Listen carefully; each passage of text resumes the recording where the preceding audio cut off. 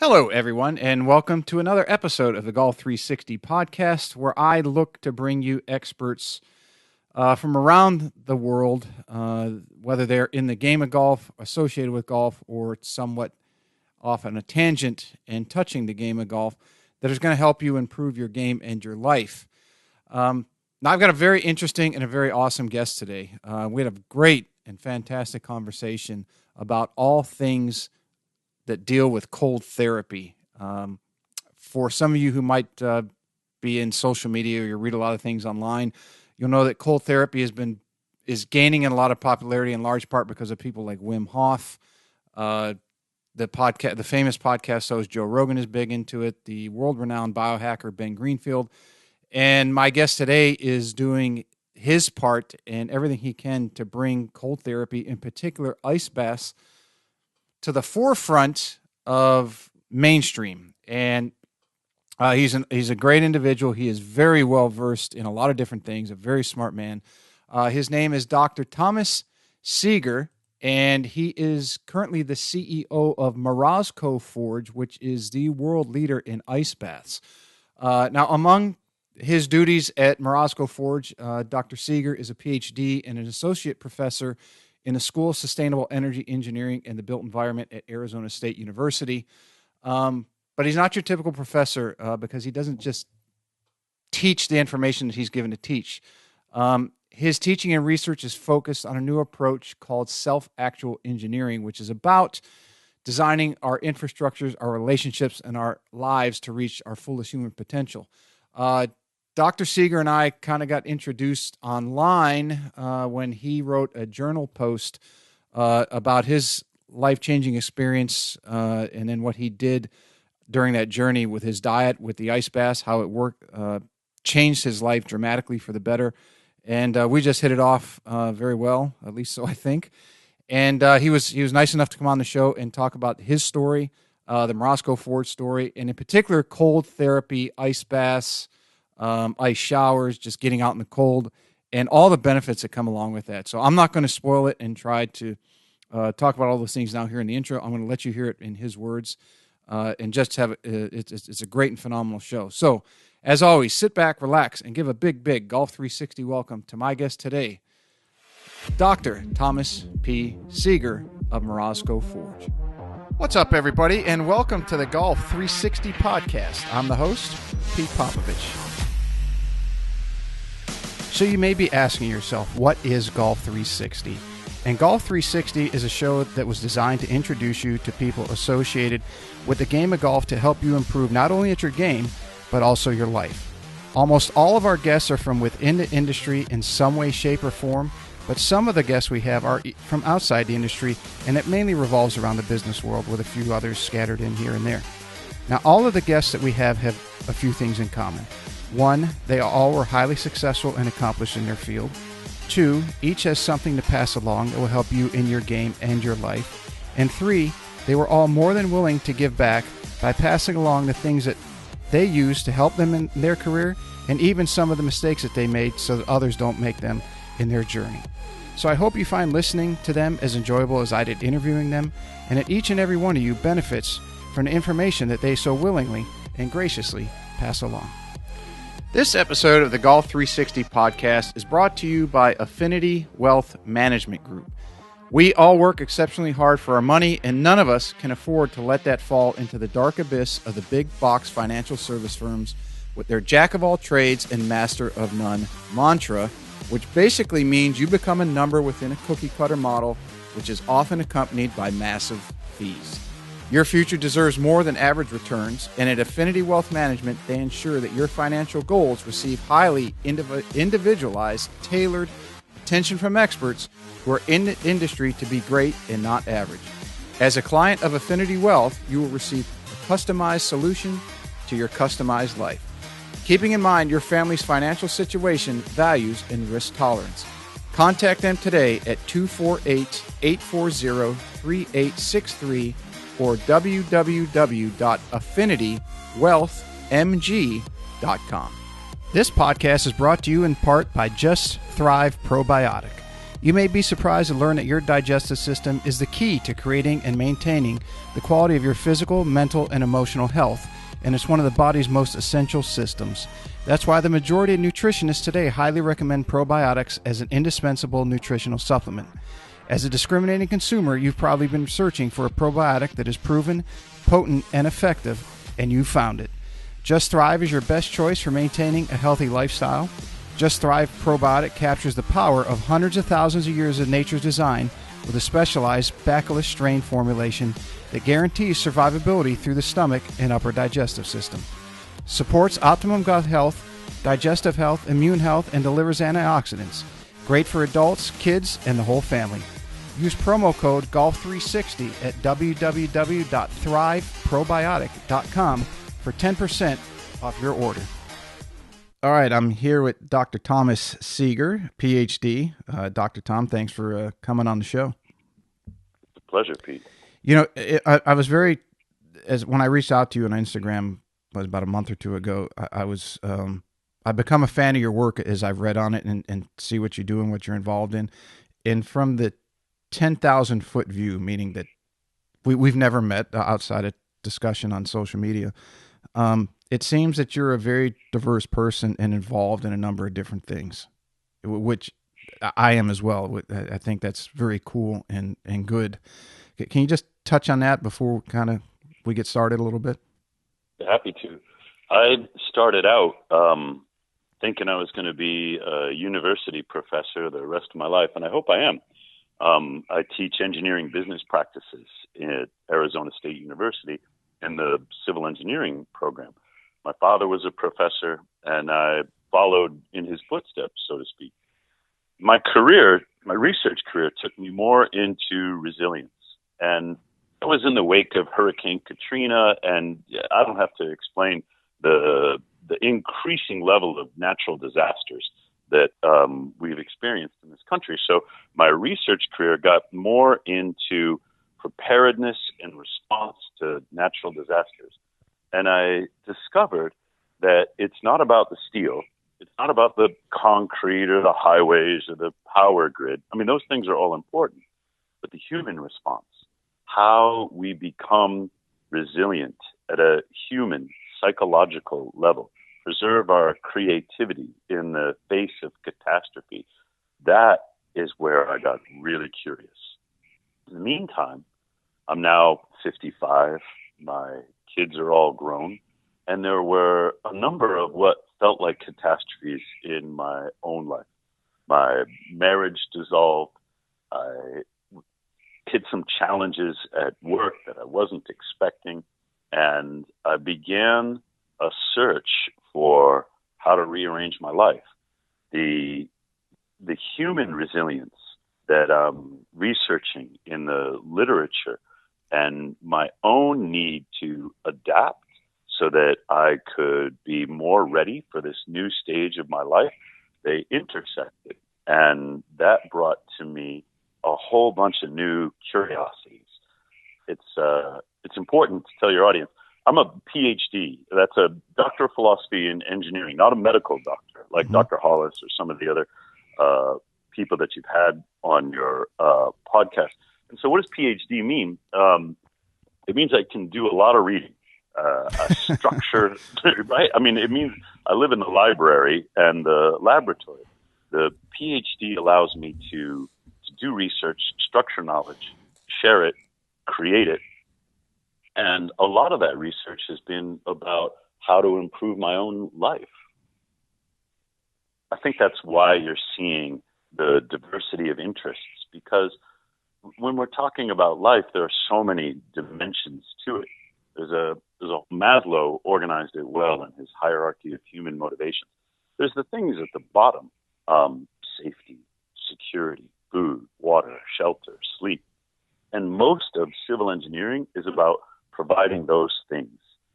But as you move up, you get to self-esteem, sense of belonging, sense of community, sense of self-efficacy. I'm good at things. You get at the very top, and that's where sense of purpose and meaning shows up. We are all multi-dimensional. in what we would consider the quality of our lives. And I've been, last 6 years especially, exploring all of it. I've been reading a book called One. I'm about a third of the way into it. I think Gary Keller, who has Keller Williams and another gentleman, wrote it. And I bring this up because there's Doc Brett McCabe, who's a sports psychologist, works with a lot of PGA Tour pros, had a post on Twitter last night about discipline, that he doesn't think there's enough, or that it's very much lacking in society today. And it was ironic that last night, as I was reading the book, laying in bed, the chapter was on discipline, and I as much respect and as much as I admire Doc McCabe, I didn't necessarily agree with the fact that discipline unto itself is needed as much as most people might think, and that I believe it might be more of a adaptation to good habits, and you need a little discipline, maybe medium amounts, to get that going, or to get yourself in very good habits. And at least from what I'm hearing, and you tell me if I'm wrong, is as you made your modifications to make yourself more resistant, to be better, to be healthier, you changed a number of different habits in order to do so. I had to. Yeah. I don't believe in willpower because it's so fleeting and so finite. And the discipline and willpower are often kind of conflated with one another. People think of them as related or interchangeable, but I'm not a big fan of willpower. Habits are when you don't need willpower because your habits are making your decisions for you. But in my case, it was, in a way, giving up discipline. Discipline's such a funny word. We use it in science as your discipline is your field of expertise, but we use it in school as synonymous with punishment.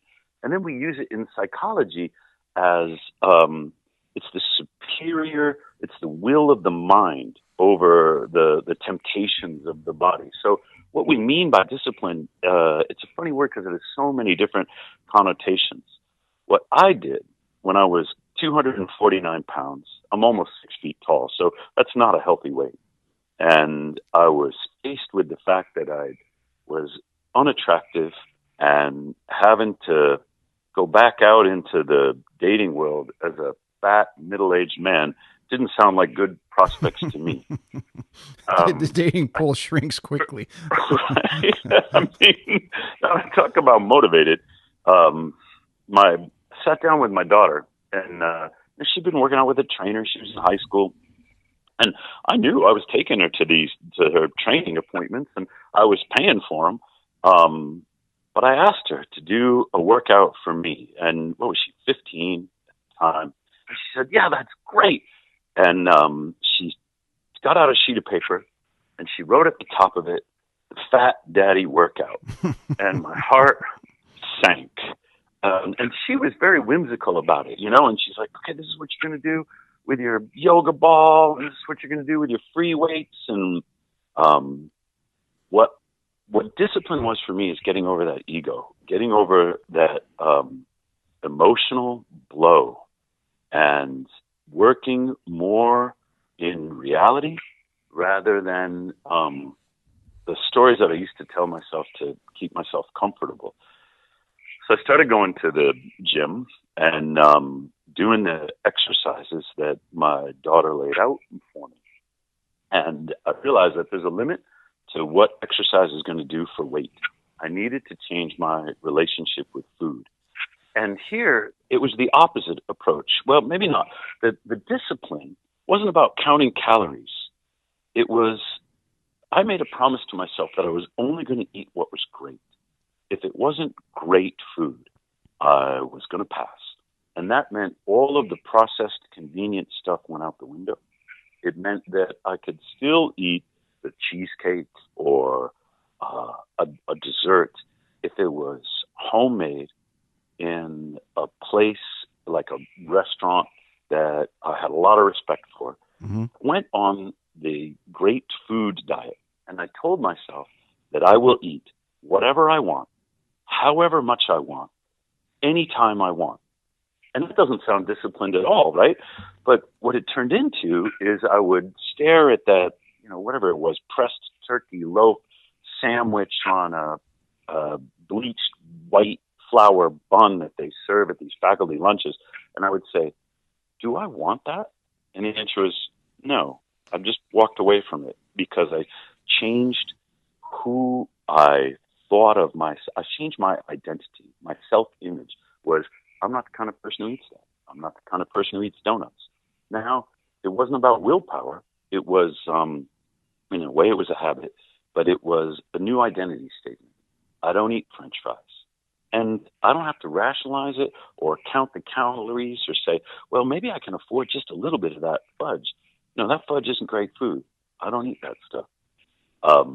That identity statement was the most important thing that got me down from almost 250 to 215.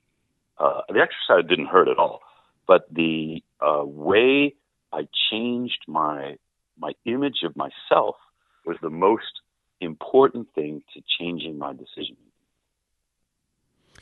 That's very interesting. I when I reached out to you and told you that some of that I was very happy on the post that you had, and we'll get into your use of the ice bath and more of your the keto diet that you did.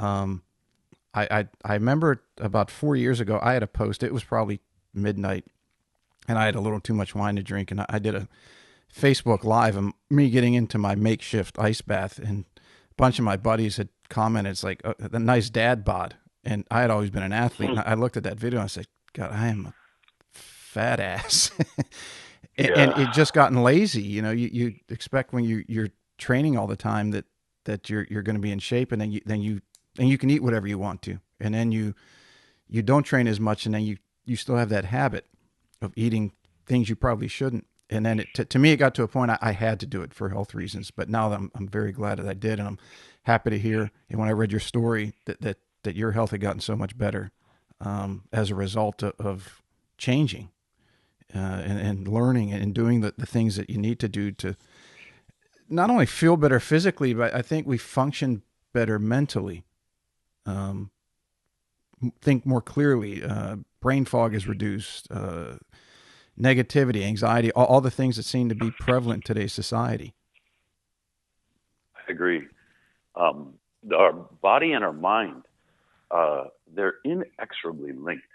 And one of the pitfalls of having a scientific career is that we tend to over-intellectualize everything, where we elevate the mind at the expense of the body. And in a way, it's not my fault. It's what Descartes told me to do. It was this mind-body duality. I think, therefore I am. And so in an academic career, it's all brain, as if the body was nothing more than like a vessel for carrying my brain between meetings. It's ridiculous because the two function together. Thoughts doesn't exist just in the brain. It exists in the heart. It exists in the gut. It exists in all the cells of the body. And of course, my brain is in constant communication with everything else that's going on in my body. So when you improve your bodily health, your brain follows. And when you improve your thought patterns, your body will follow. The mind-body duality, it's called, that came out of the Enlightenment, it's a dangerous myth, a synthesis of the mind and the body, understanding how they work together, how your thoughts can influence all the other cells in your body, and how all the other cells in your body, including your microbiome, the cells that don't even carry your DNA, how they influence your thoughts. That allows you to change what you think and change the way you feel. Is somebody who is in the research world, and as we're talking about things that can alter our diets and maybe some thought processes that have become mainstream throughout society based off what an advisement was off of, let's say, either a governing body or a leadership role who is in charge of recommending those things. Do you find that Because, and I'm referencing, I watched one of your talks on diet and how the life expectancy for the first time in 2018 had dropped since the penicillin era. So was that about 60 years? Yeah. Do you find out that science, the term, knowing how studies are, where sometimes they'll chop off the polls 10-20% of whatever the study group is, almost to get the study to achieve the goal that they want, and that the term science has become somewhat bastardized in society today, especially what you see on TV with, and not to get too far off track with the COVID and everything out, the Yeah. recommendations for that. I think it's worse than that. There are practices. One of them is called p-hacking. You do a bunch of experiments, and of course, you only publish the ones that have statistical significance. And often, the threshold for statistical significance is about a 95% confidence level of some correlation. So p-hacking, you do 100 studies, and they're all random. 5 of them, just by randomness, are going to come out statistically significant, as if there was some effect, but of course they're not reproducible. So what you're talking about, where you do some selective discarding of data, or you look for the anomalies and you publish that, it's not good scientific practice, but it happens. What we're facing is even worse than things like p-hacking or statistical selectivity. It is fraud. There's a great book called Big Fat Surprise. Have you come across it? I've heard of it. I haven't gotten it yet. Nina Teichholz, if I'm remembering the author's name right. She's a science journalist, and she has decoded the culture of science and looked at the incentives that are driving really bad science around saturated fat, polyunsaturated fat, and the cholesterol myth. What she's discovered is all too common in science. The stakes are extraordinarily high. There are hundreds of millions of dollars of federally funded research that go through my university, Arizona State. And much of that is health related. And when you have someone like Fauci, who is both making policy and making decisions on which scientists to fund, it's an irreconcilable conflict of interest. None of the scientists who either have funding or hope for funding from the NIH would dare criticize Fauci's policies. Mm-hmm. So we have an environment in which it's not just that science is bastardized, it has become abused. Scientists are silenced, they are bought off, and yet they posture as if they are objective arbiters of reality. They're not, particularly in diet and nutrition. What I discovered when I became skeptical of COVID and the lockdown policies, and the masks, social distancing, all these things that don't work, I went further into the science of health and human services, that is the USDA, the HHS, the Surgeon General, and it's terrible. I mentioned my father was a university professor like I am. My parents met at Harvard back in the early 60s, highly educated. And I remember growing up that my mother read Diet for a Small Planet. My parents were woke before woke was even a thing.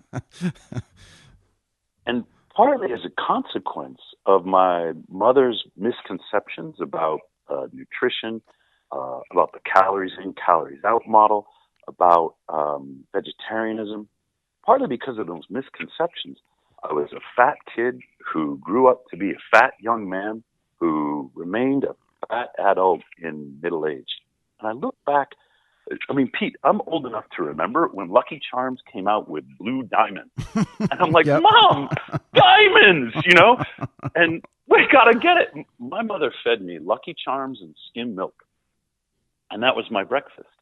And she thought it was okay because the calories were all on the label And she's got this fat little boy for a son, and she's thinking, well, as long as we can keep his calories down, maybe he'll grow out of it. But for goodness sakes, I'm eating marshmallows. It's for breakfast. I would have been better off with eggs and whole milk, and I didn't find this out until 40 years later. So the misconceptions that are aligned with the political agenda that is pervasive at places like Harvard and the financial incentives to spread this nutritional misinformation that enriches highly processed food companies, industrial food companies, industrial agriculture. It is insidious. I'm not saying that there's a cabal of conspiracy theorists that centrally plan this kind of thing. I'm saying that these incentives have created an environment of misinformation that have systematically enriched corporations at the expense of the health of the American people. Cholesterol is not the enemy. Statins are the enemy. And I'm not a medical doctor. I'm not, if you're taking statins, talk to your own medical doctor. I will never take them. I'm not worried about my cholesterol levels in the way that my mother was, because now there has been a lot of more reliable access to information and to science than there ever has been before. The internet has revolutionized the way that I go to the library. It used to be that I'd have to physically get up out of my desk and walk over to the library. And on the large campuses, like when I started my career at Purdue, I'd go to the engineering library. The journals there and the books there were selected for my discipline. And it was very rare for an academic like me to come across things that are outside my field because of the specialization of these different disciplines. But now I go on scholar.google.com, or I go on any of the electronic databases, and I can find journal articles from any discipline all over the world. I can pull those up, and I know how to read science, and I can teach myself as a scientist without having to worry about what's being spoon-fed to me by the FDA or the CDC or HHS or any of the other co-opted government agencies that, for example, created the food pyramid that are trying to kill me. Mm-hmm. One of the reasons I bring that up, and I think it's prevalent in any industry, and if we take the golf industry, for example, when a number of years ago, when a lot of the electronic measuring devices came out, and they're very prevalent, and I'm not knocking them by any means, because they do work very well if you know how to use them. And one of the reps for one of the companies said it's the equivalent of an MRI machine in that it can give you phenomenal data, but if you interpret it incorrectly, you could do a lot of damage to somebody. But I used to have a lot of discussion with colleagues of mine, and I would say, because the physics, science and physics were the two terms that were being thrown around quite a lot.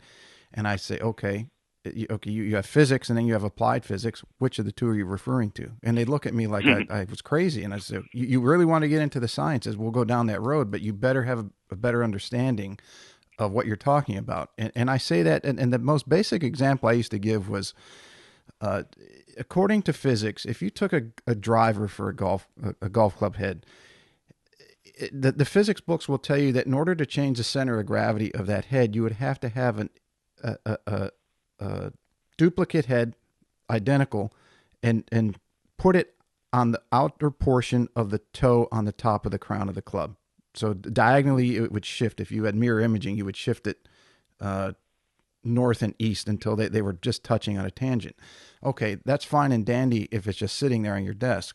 But if you're moving it at 100 plus miles an hour, all you got to do is shift it a little bit, which is why the prevalence of lead tape on golf clubs has been so strong for decades. And they look at me with this crazy look. I'm like, okay, better go back and you do a little more research on science, because that's just, and I'm no genius, that's just a basic concept. But that's kind of where that genesis of that question comes from. As I talk to others in various industries and compare it to my own, it seems to be a rampant thing. And as anybody watches TV, I think that the governing bodies, as you mentioned, have done a very good job at losing the trust on how you handle something of such importance as the public health, based on how they've handled this situation for the past year and a half. Correct. But Trust enough, is out the window. right? But I want to shift gears a little bit and focus more on what you do in your company, because it's I call it the Rolls Royce of your industry, and that is the Morozko ice baths. And not that I so for someone who says, well, is there any science, as we just discussed, what science means to some extent for cold therapy? I would say that you being in that field and the CEO of a company that's developed this amazing product would be able to either speak to the data that you have to support, or whatever research you have found that might be becoming empirical, that's going to say, well, this helps, where you might take the bulk of this, let's again, scientific community that says, no, ice baths, they might help, they might not. As I've been getting more into understanding my own health and wellness, my approach to knowledge has changed. And your story about the club measuring devices reminds me of this. It used to be that I lived in the books and in the studies, and I thought that science was a matter of collecting and organizing data. And then I read a book. There's two books. Joe Henrich, he's an anthropologist at Harvard, and he wrote a book called The Secret of Our Success. And what I learned there is about 80%. I'm kind of making up a number, but most of what we learn is not through books and equations and data. It's cultural. We learn from our grandmothers about how to live. We learn, according to Henrich's research, we learn by imitating prestigious models. And we are hardwired to learn that way. So you got to imagine our tribal existence, and we'll look around maybe at the 100 people we know in the world, and we'll say, who among them do we admire? Oh, that's what he does. That's what he eats. That's the arrowhead that he uses. And the way human beings are hardwired is to learn by imitating the people who we perceive to be successful around us. Babies do it. That is, at very young ages, we are now able to see that babies have, or maybe I should say toddlers, have discernment. They're able to look at one person and say, that is a prestigious model whom I want to imitate, and I will learn by imitating. Oh, that's somebody that I don't admire, and I won't model. Well, now, when you layer the technology of social media, mass media, on top of our hardwiring to imitate prestigious models, you can certainly abuse it. These are the celebrity endorsements. So if Tiger Woods wakes up and he says, I had a soy protein shake, now all of a sudden hundreds of thousands of people are going to say, well, I want to be like Tiger Woods. I'll eat a soy protein shake. And they don't understand. I don't know what Tiger eats. I'm just using the example of a prestigious model, that a company can pay a celebrity who's admired for their success, for their public image, to endorse things that may or may not have anything to do with that success, and leverage our biological disposition to imitate the people around us whom we perceive as successful. Okay, so then Henrich wrote another one called The Weirdest People in the World. He was talking about people in the Western industrialized societies and how we are susceptible to these kinds of things. Great. Now I'm thinking about, well, how am I going to do this at Morozkoforge, where we make ice baths? And talking about it with my co-founders, Jason and Adrian, we decided that we wanted to tap into two sources of knowledge, not just the academic and the scientific, but also the experiential. You can't go up to somebody and say, I've got a study and it's statistically significant, and this is what's happening to you. Because it's a fallacy to go from the general, this aggregated statistical analysis of some randomized, double-blind controlled, and say that applies to the individual. It might inform the individual, but when the individual has their own experience, they're not going to look at your statistics or your bar chart or whatever the heck it is, because their experience is their source of knowledge. When I'm writing articles for our journal, we're blending the experience that someone had with the scientific explanation behind that experience. A good example is what happened to me when I had a prostate scare. This goes back 4 or 5 years. And so, I'm trying to get my health together. And so I thought I should get my labs done. In Arizona, you can order your own lab tests if you want. And so, this is kind of new to me. And I checked all the boxes on the classic blood tests. And I went in, had the lab drawn. 3 days later, I get the results. And goddamn, if my prostate-specific antigen didn't come back at 7. And you don't need to know, what's normal or whatever when there's a big red exclamation mark next to your lab report that says this is something you should take a look at. Now, I'm at an age where prostate problems crop up in men. They're fairly common, but I'd never heard of it. I hadn't talked to my dad about it. As far as I knew, he never had a prostate problem. I had to go to the library, which is what I do. And I realized that the PSA blood test, it's variable, it's unreliable, but based upon mine, I was at an elevated risk for prostate cancer. Now that's the library. This approach of science and experience called upon me to talk about it with other guys. And this is so important, Pete, podcasts like this where we share what's happening to us, because men don't talk about these things. So I started calling guys who are a little older than me, guys who are my age, guys who are a little younger than me, but people whom I trusted to ask if they'd ever had anything like this. And there was an avalanche of stories of biopsies and blood tests and prostate removals from people whom I thought were close friends. I mean, they are close friends, but they'd never even told me. As I accumulated these anecdotes, I made a decision. I didn't want a biopsy. I was never going to go through a prostate removal because the way my anxious mind works, like there's a cascade of catastrophic thoughts that sometimes I can't help but go down when you just think the worst. And I was imagining the worst, and what it felt like to me was the surgery and the life after surgery would be worse than the death I would have experienced in the prostate cancer situation. Now, I'm not saying I'm right. I'm saying that in the throes of my anxiety, that's the way that I felt about it. So I started thinking, what are my alternatives? And I started reading everything I could about cancer, about prostate, about diet, about insulin. And I made the decision that I was going to use more keto, more intermittent fasting, and more ice baths to help promote keto, to help clear glucose out of my bloodstream. And I was going to keep an eye on this PSA instead of have somebody sample a piece of tissue.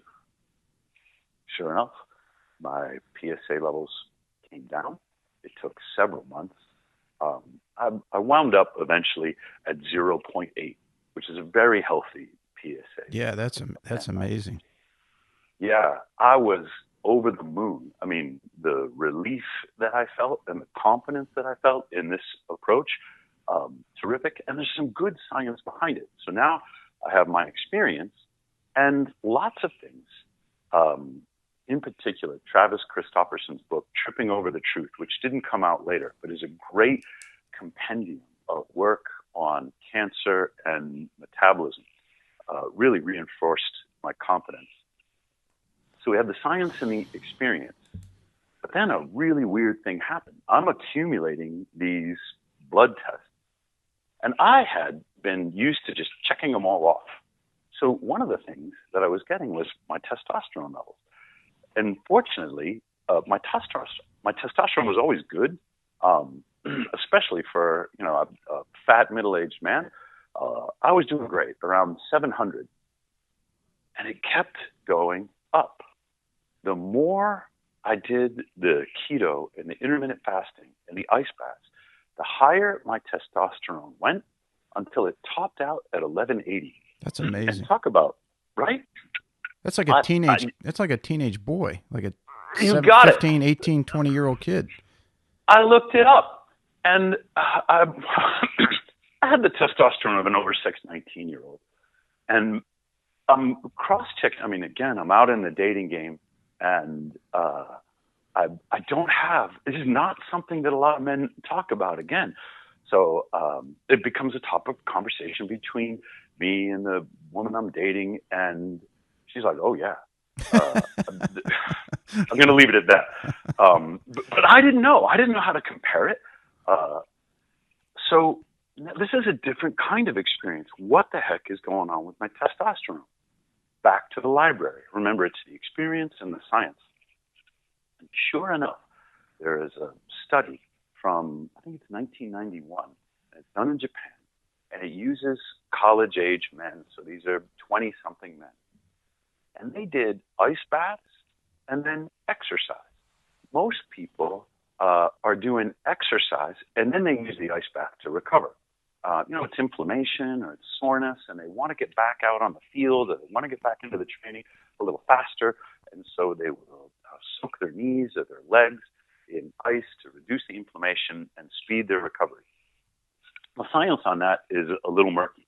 You can recover faster, but it looks like it comes at the expense of long-term gains. If you have a big weight training session, of course you're sore, you got to wait at least several hours for your body to respond in the way that you're trying to stress it out before you get into the ice. Ice, to recover from exercise, will get you back into competition faster, but it looks like it doesn't really help you train. Well, when the Japanese study reversed it, they did the ice first and the exercise later, and they discovered a huge boost in testosterone, a huge boost in luteinizing hormone that lasted for hours. What was I doing? Well, I was doing my ice baths pretty hard at this time, and I would get out and I'd feel so much energy. I'd pick up my steel mace or my barbell, and just to get the blood going again, I would do some squats. I would do some 360s with my mace. I would go to hot yoga. Accidentally, I'd stumbled upon using exercise to recover from the ice bath, which is exactly what this Japanese study says is going to happen. It'll boost your testosterone and boost your luteinizing hormone. So I took this blood report with the 1180 to my urologist, and, well, this is where I am. What do you think? And he said, sure. I mean, he didn't. Probably thought you were didn't really say shots. That. Exactly. He said, "Tell you what, Tom, we're just going to do another test." I found out later he didn't believe me at all because he's about my age, and even though there are other parts of the world that are not weird, they're not Western and industrialized and highly educated, and men maintain high levels of testosterone for pretty much their whole lives. In the United States, reading like 1180 is extremely rare. So he's looking at this report and he's going, "There's no way. Tom's got to be juicing. He's got to be using creams or something like that." And he gets me checked for luteinizing hormone, which is not something I'd ever measured before. That one came back, and sure enough, through the roof. This told me that this aligns with the Japanese study. It aligns with the regimen that I had. So I'm like, Jason, you got to get yourself checked. So Jason did. Every birthday, he started when he was 40. He's now 42. He would get his blood drawn so that he could monitor whether what was happening to me is reproducible. It could happen to him. When he started, 40 years old, he was at 550 nanograms per deciliter. A year later, and he's doing the same thing I'm doing, 715. And at 715, the whole world would be telling him, "Wow, you're 41. You're doing great. You've got very healthy testosterone." His last birthday, his 42nd birthday, was in October. He came back 913. That's That's awesome. really good. Mm-hmm. What we have now is an alignment of our personal experiences, our stories. And it's not medical advice. It's just saying this is what happened to us. And the science that anybody can read for themselves in the library saying these are the reasons that we're having this kind of experience. For me, that is the most powerful knowledge I've created in my career because the story motivates people to, through this, modeling prestigious, through imitation, learning through prestigious models. It motivates people to try new things. And the science explains what we might expect from the new things that we're trying.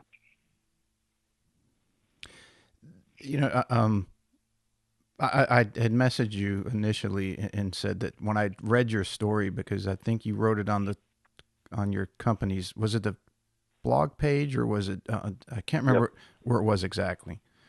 Morozkoforge.com. And we have a tab in there called Journal.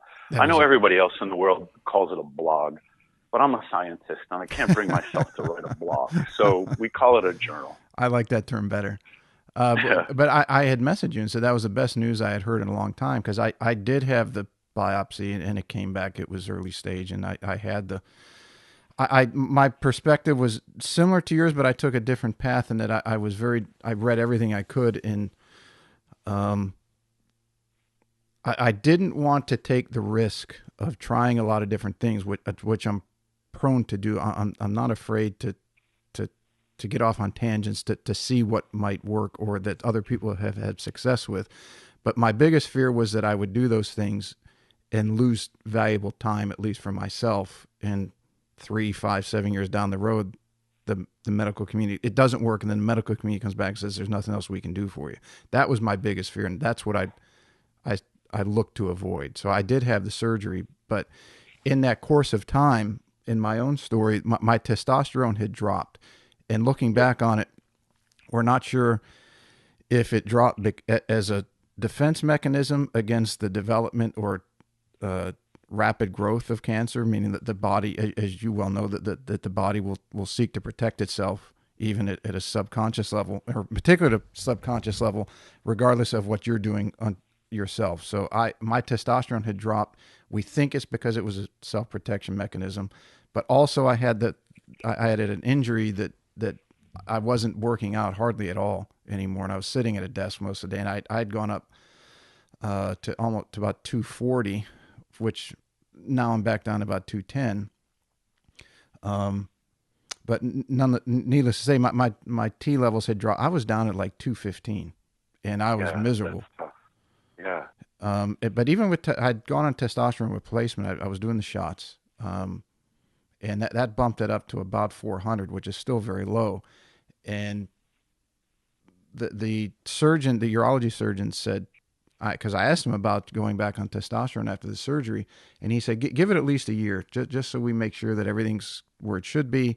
And as most people know, testosterone will make everything grow within the human organism. So he wants me to hold off. But it's where I found your story extremely helpful and a lot of hope beyond imagine for someone like me. And I'm sure there's others out there that might be listening to say, wait, I can take this natural approach and the potential for me to regain the feeling, the exuberance of life through increased testosterone, that I'm not shooting myself with anything or having to pop a pill.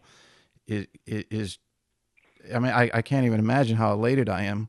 And I hope some others out there with the same, with just hearing the story that you just said.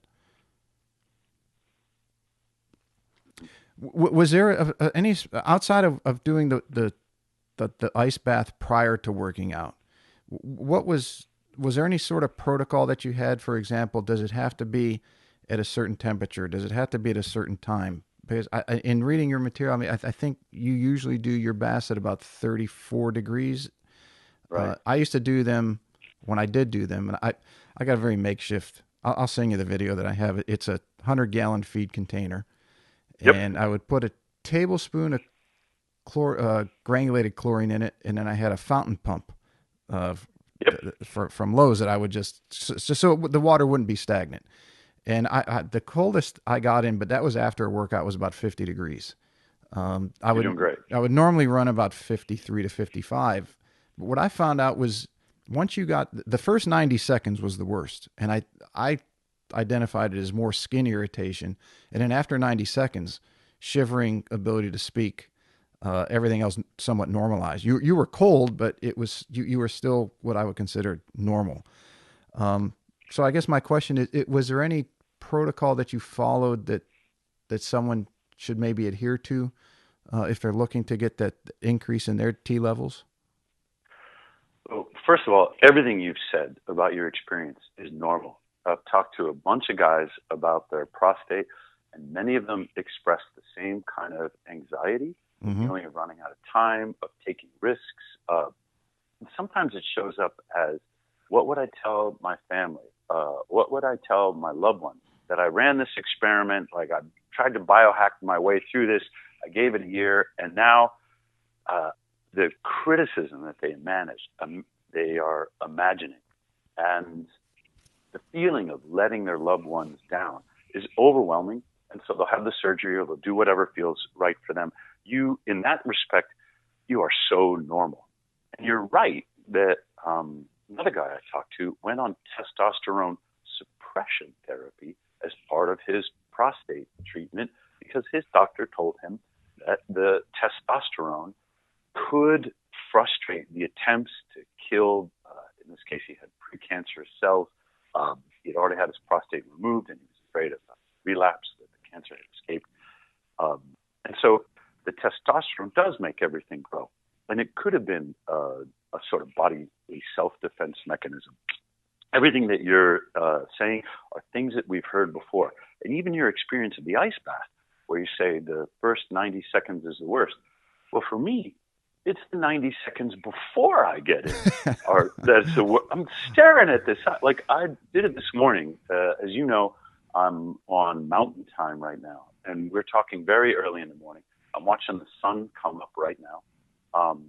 But in preparation for this podcast, it's dark, it's cold. I went outside where my forge is, and I looked at that ice, and I thought, I could do it. What would it hurt? I didn't want to be in there. And then I thought about, I've never had an ice bath that I regret. And I tried to put myself, instead of the anticipatory anxiety of right before I get into the bath, I tried to imagine getting out. And I said, in 4 minutes, I'm going to be toweling off.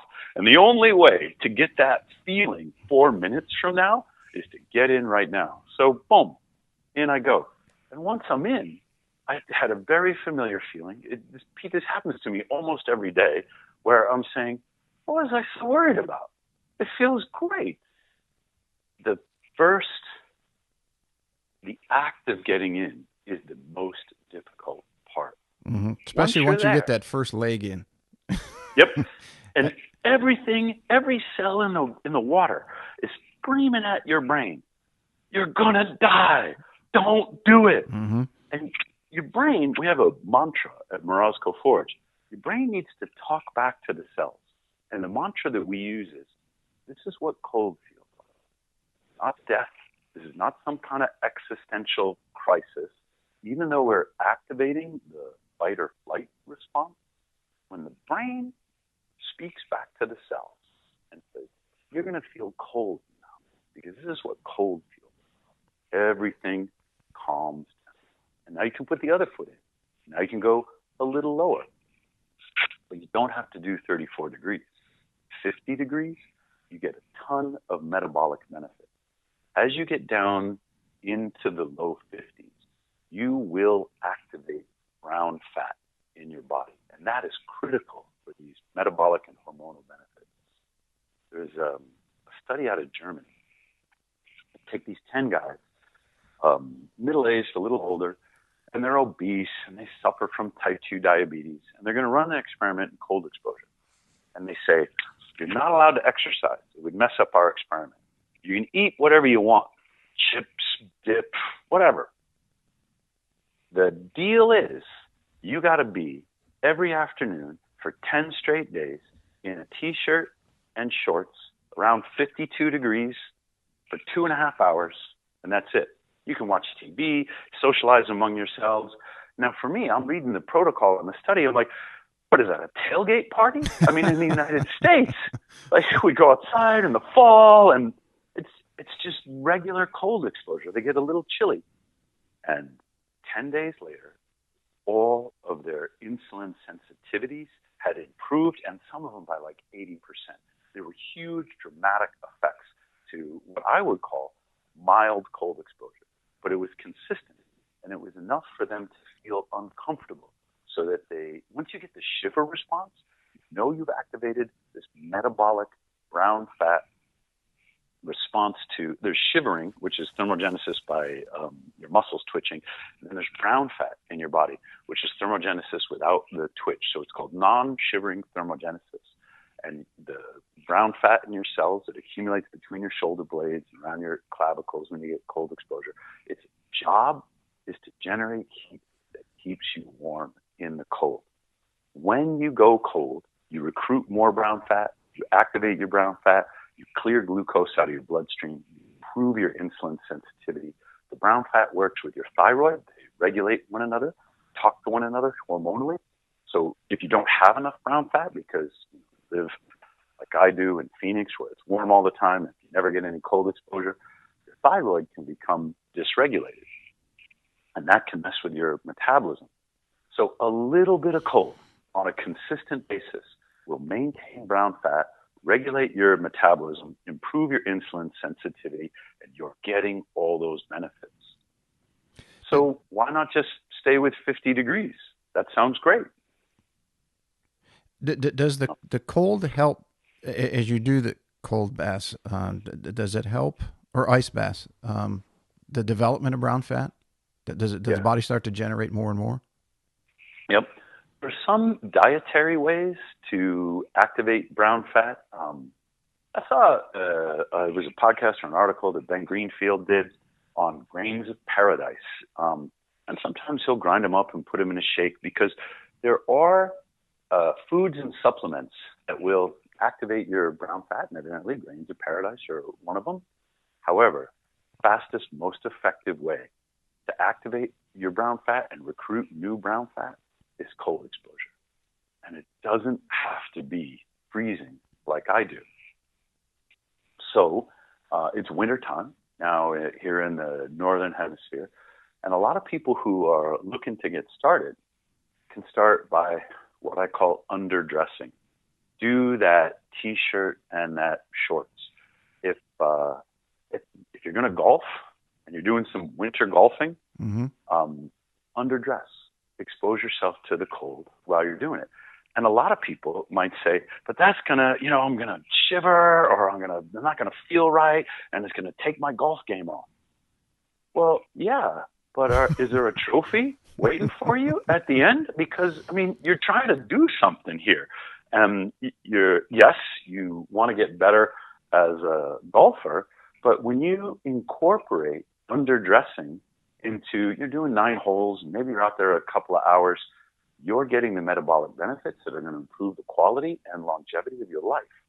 And what's the point of, you might enjoy golfing, but if you're saying, well, I do this kind of thing to keep me healthy, I'm not worried about your short game right now. I'm worried about your brown fat and your metabolism. And it would be an interesting challenge to put yourself under that kind of stress, as long as your buddies aren't judging you too hard about why you just hooked into the rough again. Tell them you're working on something here. Is there a time frame? I know everybody's different, but is there a rough time frame where the adaptation seems to become more comfortable? Yeah. Is it 2 weeks? Is it 4 weeks? Well, I'll tell you about the experience of many of our customers. Because what I haven't done is answer my own question. Why go down to 34 degrees if you're getting all these metabolic benefits? You don't need to buy a $10,000 Morozkoforge to do underdressing in the wintertime and to get these metabolic benefits. But I do 34 degrees for the psychological benefit. There's great article on our website. It's called Set Your Forge to a Temperature That Brightens. And I'm not the only one that takes this approach. Andrew Huberman, he's out of Stanford. He's got a great podcast. Huge audience. And he's saying a very similar thing.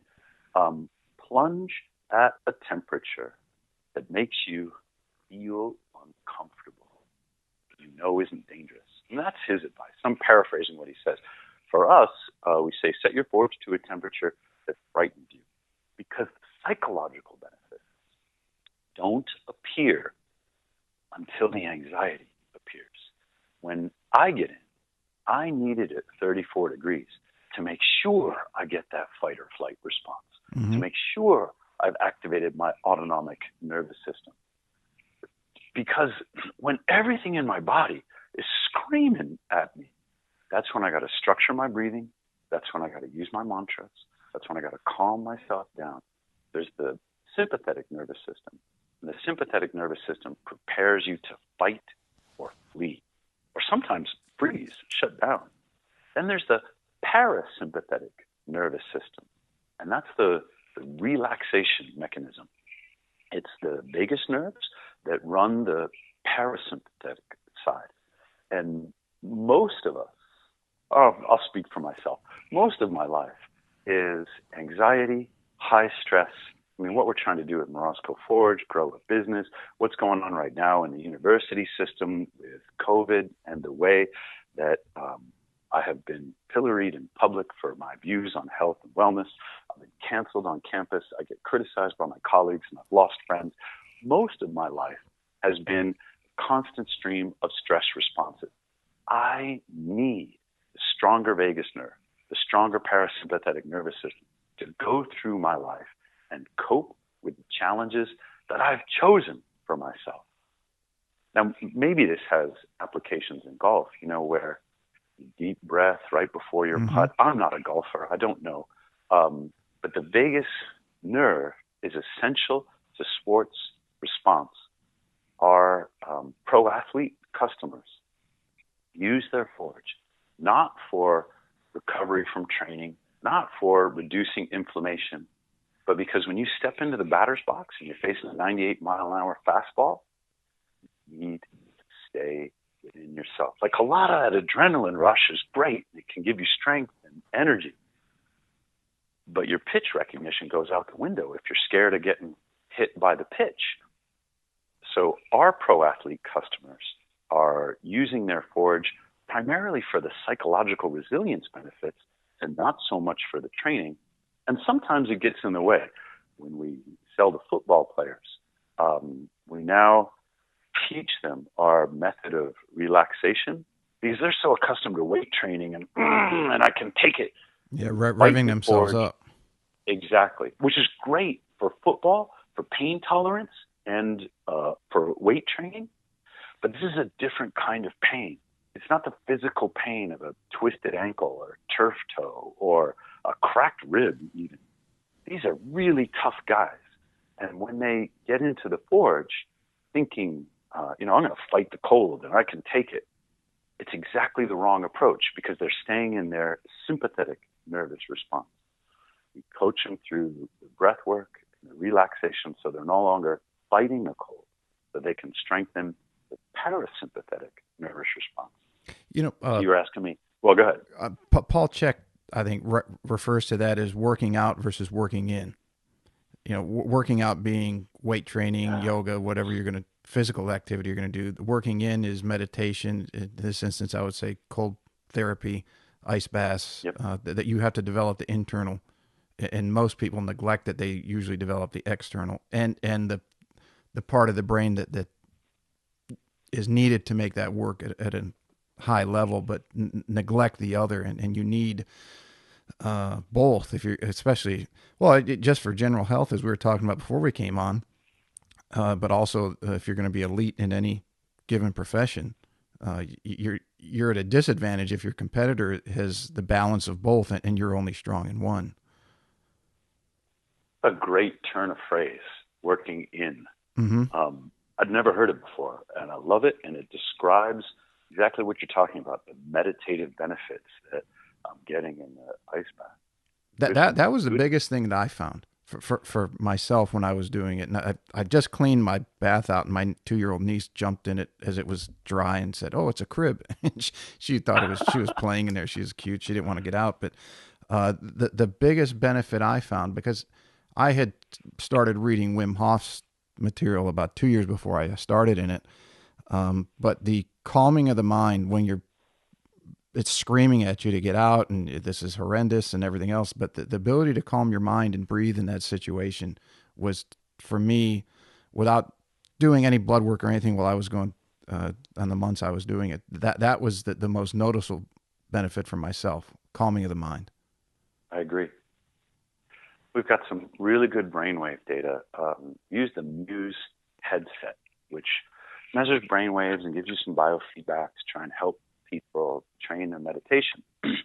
And I am the worst frickin' meditator. I'm not saying I'm saying I'm bad at it. It still helps me. I'll be sitting there in my lotus position and clearing my mind of thoughts, and oh, that's where I left my keys. All of these things come into my brain, and maybe I'm too judgmental, but I can't banish them. It's useful because I love figuring out where my spare key is. But that doesn't seem like the point of meditation. On the other hand, when you get into the ice bath, what we've observed over and over again is a plunge down into those meditative-like brainwave states. And you wouldn't think, it's counterintuitive, because you're getting into the cold and all of a sudden, you're so revved up and you're getting the adrenaline and the norepinephrine, and you don't feel meditative. But when we measure the brain waves, boom, straight down into the meditative state, and people stay there. Or it could be 4 or 5 minutes, depending upon how long they plunge. So there's something going on with the brain's response to the cold exposure that allows it to get into the meditative state, stay there. And I'm wondering if part of the benefits aren't derived from that time that the brain is staying down in that deep level of meditation. It was for me, it was the only place that I could get any comfort while I was going through that extreme discomfort. Yep. It's the only place I found that was, and that comfort was at a whole nother level. I'm just not saying comfortable like you're sitting on your sofa. I'm saying, as you just discussed, the parasympathetic system was like completely relaxed. And I was like, wow, this is pretty interesting. Yeah, I've got a quick story. Randy Soma is a very dear friend of mine and my family's, and he was one of the early shows that I had on, and he was a CEO of a Fortune 50 company. I think they were a $20 billion company, and he had gone to paid for a series of 10 classes to start to learn how to meditate, because as a CEO of that bit, your mind's constantly bouncing all over the place, or worldwide. Tell me about it. Right. Yeah. And so he says he goes to the first class, and the instructor gives everyone, I think it was some raisins, and says, okay, I want you to put these raisins in your mouth. And now I want you to put them he said, okay, savor the flavor, but don't swallow them, and move them to the right side of your mouth. And then he was talking to them for about 30 seconds or a minute. He said, okay, now move them to the left side. And he goes through this exercise for about 5 or 10 minutes. And then the class goes on and for about an hour. And when it's over, Randy goes up to him and says, hey, look, I really appreciate what you do. He said, I'm going to pay you for all 10 classes, but I don't think that this is going to work for me. And he said, no, you did great. And you just got to stick with it. And he said, well, let me explain it to you this way. Remember when you said put the raisins in your mouth, and I'll just savor it for a minute, move it to the right, move it to the left? He said, before you even got to move it to the right, I swallowed them. He says, I'm hopeless. Oh, that was when he told me that, I busted out laughing. But I've been talking to him and try to get him into he and my dad and some others to try the ice bath. My dad has gotten to the point where he did the cold showers, and he really gets he hates it. But and that kind of is somewhat of a segue into the, if you were to tell people, you had mentioned as far as a a regression from an ice bath, or how to get started, because if somebody's thinking of the difficulty mentally, as we've just gone over, of getting into cold exposure and working into a 34-degree plunge, what would be the regression or the starting point for somebody who finds it very difficult to get going?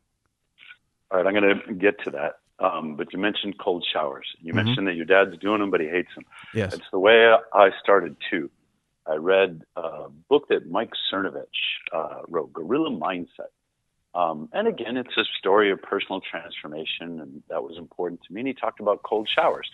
So I said, okay, I'll try that. Now, winter in Phoenix, the water gets down maybe low 60s, maybe a little lower.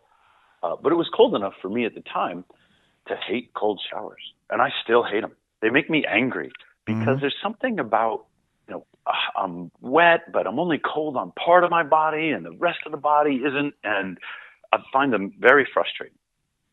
But in Phoenix, the water temperature that comes out of my tap in the summer is 92 degrees. And I know this because I measure it. It's what we fill up our forge with when we test them. And so cold showers aren't even available except for maybe 3-4 months of the year in Phoenix. And this is why we started, go to the store, get the bags of ice and put them in the horse trough. And we're in Jason's backyard. You have to imagine it's June or July and it's like 110 degrees out. And we bought 200 pounds of ice and it's melting while we're filling up the horse trough. We thought, well, we got to do better than this. We're engineers. We got to figure this out. We started taking apart freezers. And the difference between the Morozkoforge and all of the competitors is that they don't make ice. And they don't make ice because they're buying chillers from China or wherever that are already pre-constructed, because they're not engineers. They didn't do the work that we did on the refrigeration to bring the cold to the water. Instead, these external chiller units pump the water into the cold, and you can't pump ice. Because Jason and I wanted that ice, we took the long way to making our own refrigeration system. And then we've got to acclimate ourselves to these colder temperatures. When you start with the bags of ice from the store, you get down to the low 40s, which is great. The question is, how do you go from where you get the metabolic benefits, like 50 degrees, 40-something degrees, down lower, where as you get used to the ice, the 50 degrees no longer scares you? A lot of our customers will start at 50, and they'll go down 1 degree Fahrenheit a day. So 2 weeks later, they might be around 36, and that's a great place to stop for them. And we'll get a call or we'll get an email, and they feel such an incredible sense of accomplishment because they never thought they would be able to do 36 degrees. But when they take themselves down 1 degree Fahrenheit a day, sometimes a little less, they find that they're giving their body time to both psychologically and physiologically adapt to the cold exposure. Because this has worked for a number of people, again, we recommend it. We say we can't, there's a digital thermometer, there's a temperature controller that you can set on the forge. So I say, we can't say what's right for you, but we can encourage you to experiment and discover what's right for you by playing with the temperatures. And for a lot of people, going down 1 degree Fahrenheit a day has worked really well. So here's what I do. It's 2 to 4 minutes. It's not even a lot. I'm at 34 degrees because I really like having the ice floating on the top of the water. I like the aesthetic of when it bounces against the tank. I like the look at it. It looks great on Instagram when I'm doing a video. It does look pretty impressive. It's right. But when I stare down at it, I don't need a thermometer. I know the water is cold because I'm looking at the ice. And it's the intimidation that I'm getting from that visual that is helping activate my stress response. I want that hormetic stress. So sometimes I'll tell myself, I'm just going to do 11 seconds today. That's all, I'll kind of psych myself out because I'm just going to get in just for a little dip. Then I'll towel off. I'll have a hot shower. I'll start my day. But I have a timer. I got a Mito red light from a friend of ours. Scott Cheveri founded a red light company in Scottsdale. And I got a little light, and of course it has a timer on it. And I'm not getting any light benefits, at least not according to Scott, because I'm in my forge and I'm running my light. But I know the light is set for 4 minutes. And it's helped me get a sense of how long do I want to stay in. And it's okay if it's only 2 minutes. Sometimes that light will go off, and I'll say, you know what? I could use another minute and a half or two. Sometimes I'll play a song, and I know how long the song is.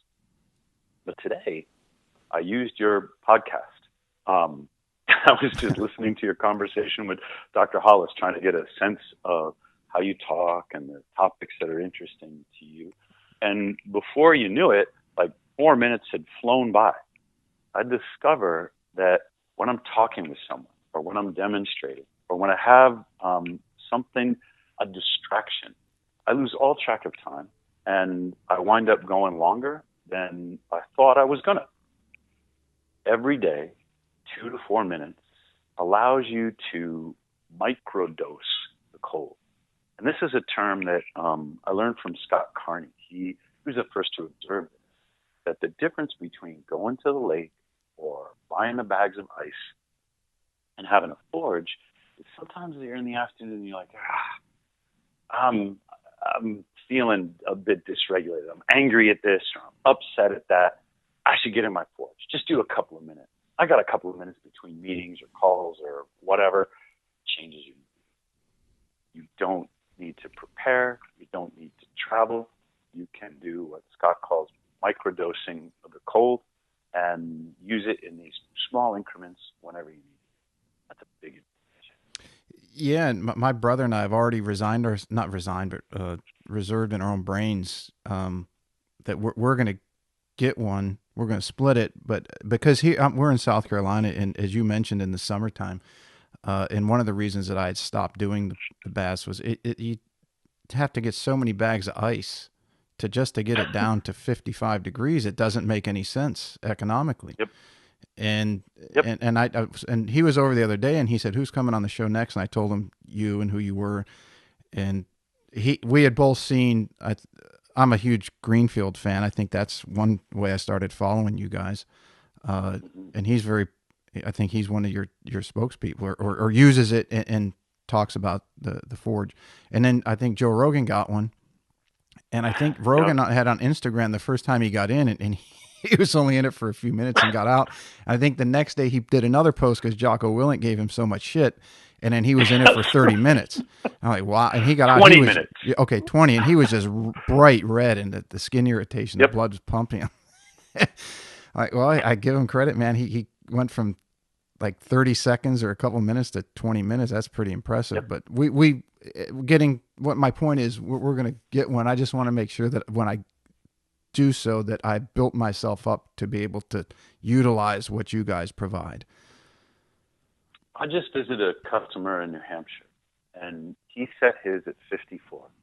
And he's had it for 2 weeks, and he said, "Tom, I haven't even gotten in it yet." I'm like, well, why did you buy it? I mean, he knows. He's saying it's 54 degrees. He wants to start slow. And for him, 54 is the anxiety point. All right, then set it at 60 until you can get in at 60. Like, whatever the temperature that frightens you, start there. Mm-hmm. Work your way down. Well, I've regressed so far in getting back into it, and this is what I used to tell people to do. So at least I'm doing what I advise others to do. Is if you want to start when you're in the shower, go ahead and do your clean your everything and keep it at whatever temperature is the most comfortable for you and get you relaxed. And then if you used your dial on of your hot and cold setting, just move it. Let's say if the dial was a clock, move it 1 hour colder. And then get adjusted to it, and then move it another hour. And as you adjust, keep going until you can either you've reached your maximum point, and then that's your goal to get beyond, or you Yep. max out your shower and okay, now you're ready for the next step. And it's very invigorating when you get out.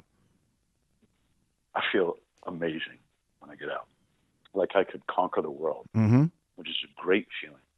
Yeah, I don't know if that's the way Joe Rogan felt, though, because, I mean, you mentioned Tim, and he has a lot of experience with training his mind, training mm-hmm. his body. To do 20 straight minutes, there's something about knowing that you're being watched that does allow you to pull deeper into that temporary reserve of willpower, because you don't want to be judged or criticized.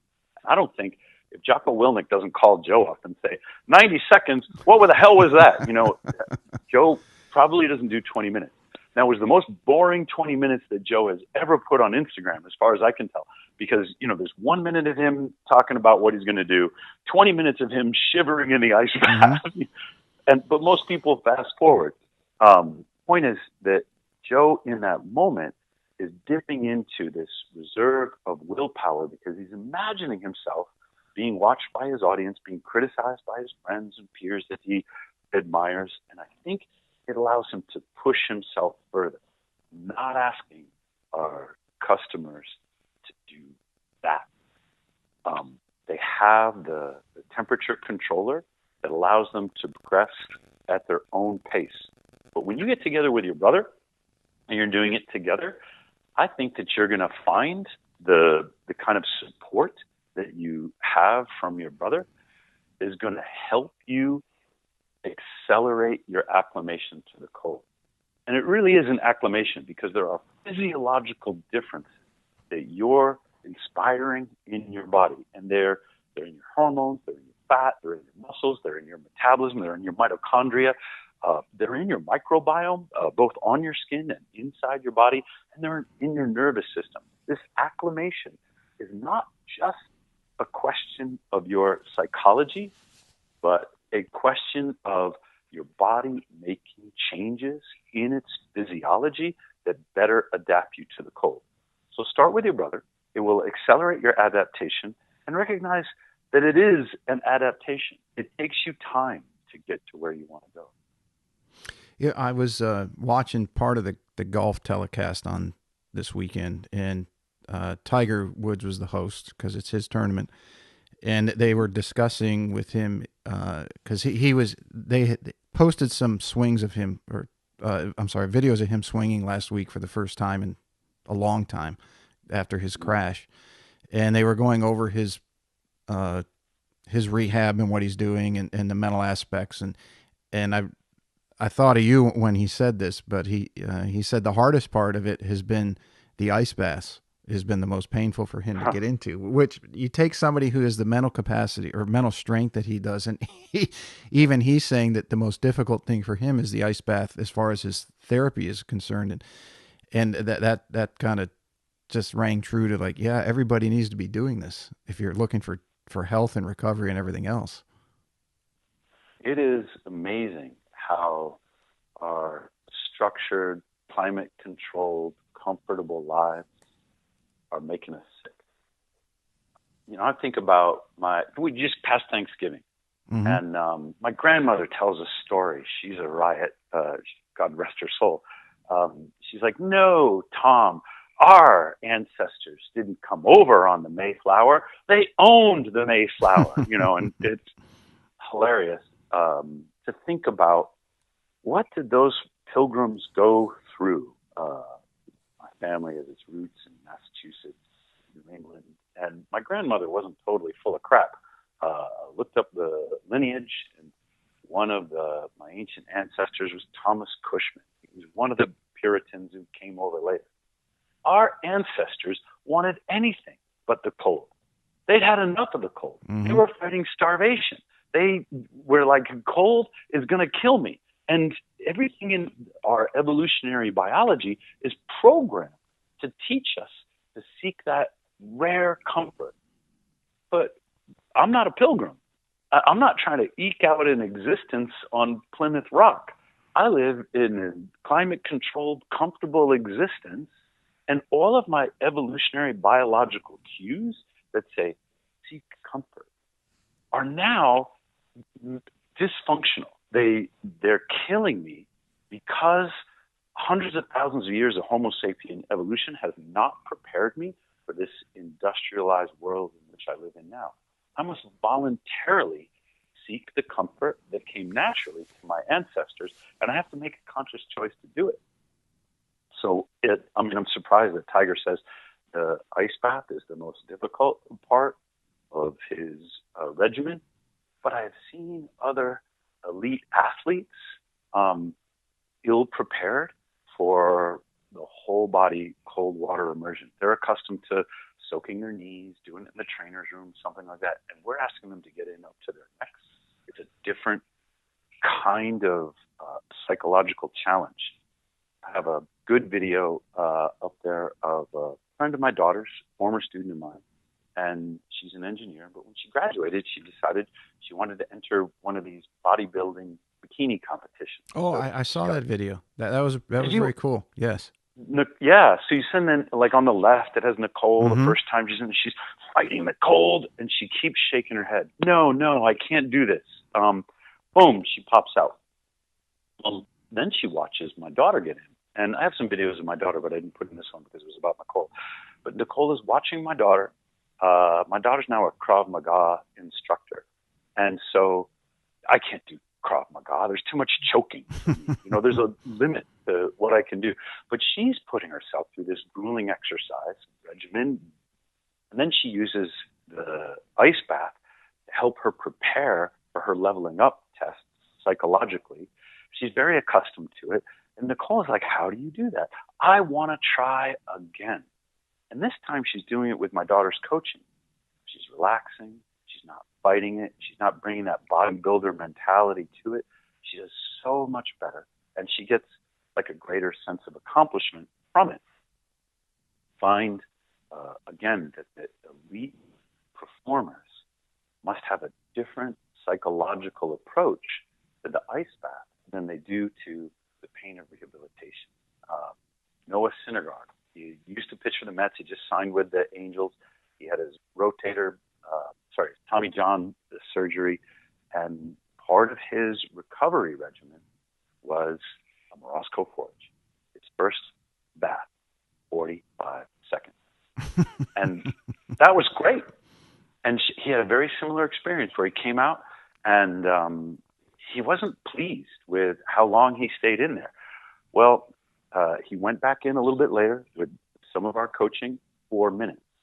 We see a progression as people become better attuned to the relaxation techniques that are required.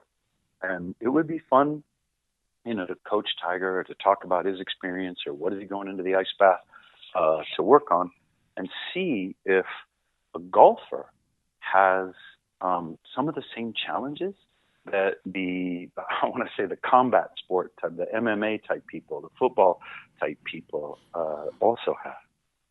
Well, I would have to think so. I mean, I played pro golf for a number of years, and I didn't get the Tigers level. But as we discussed earlier, with that, the mentality of, or the sympathetic versus parasympathetic, when you're an athlete, and a football player, MMA, golf, whatever it is, and you're pushing yourself externally, but not internally, that has to be developed if you want to do the ice bath at the level that you do, for all the benefits that we've discussed so far. I tell you what, when in reading some of your other material, one of the things that I wanted to ask you, and I'm jumping off on a tangent here, is if somebody has the desire and focus to do something because they've had a life-changing experience, myself and you, as we talked about the health scares that we both had, do you think that it's somewhat easier to keep that focus and not allow that fear to enter the brain as you're getting into, because you have the goal of, I'm going to do this ice bath, and the discomfort that it causes me is secondary to not wanting to go through that type of scare again. You're so determined to do it that you don't feel the pain as much. The same way that somebody might work 90 hours a week to reach a certain level in their business, or the way that a mother, the pains that she will go through to protect her child. Is it? No, I'm not relating a mother's care for her kids at the same levels as tolerating an ice bath, but I'm saying that there's something in the brain, and you would know better. You're very well read on this topic.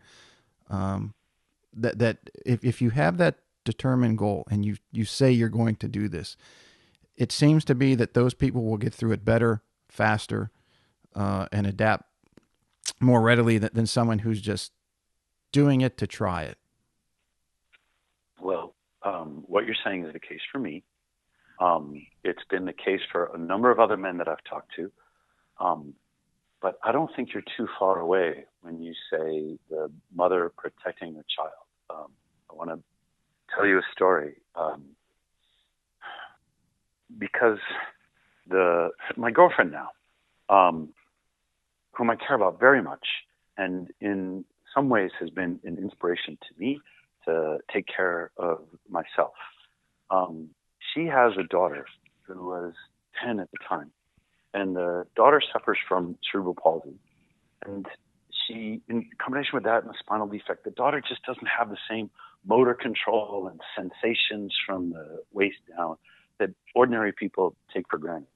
The daughter was seeing me do the forge, and she got very curious about it. But my girlfriend wasn't going to do it. My girlfriend has experienced Raynaud's syndrome, and so she's deathly afraid of the cold.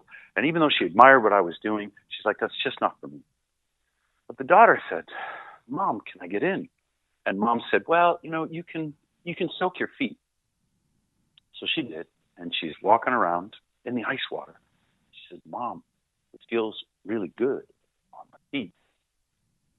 And the daughter was experiencing a sensation that you and I wouldn't be in touch with. I mean, we take it for granted. Mm-hmm. But she was in sensory contact with her feet in ways that she didn't realize, or she hadn't experienced before. She said, Mom, can I get in? She said, well, you can go up to your waist. And so the daughter, kind of sat down. Mom, can I go lower? And my girlfriend could barely watch because she couldn't help but empathize with her daughter and think about how difficult it would be for her, having the experience of Raynaud's, to do what her little daughter was always doing. And imagine the experience and the benefit that her daughter might be getting. So she turned away. Daughter had a great sort of 2-minute experience in the forge, huge sense of accomplishment.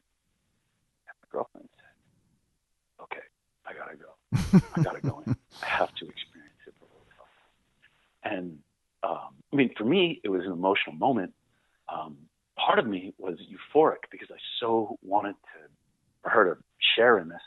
And part of me was, overwhelmed because I'm watching her daughter give her the courage that until that moment she didn't have. She wanted to be a better example for her daughter and participate in something that was working for her daughter.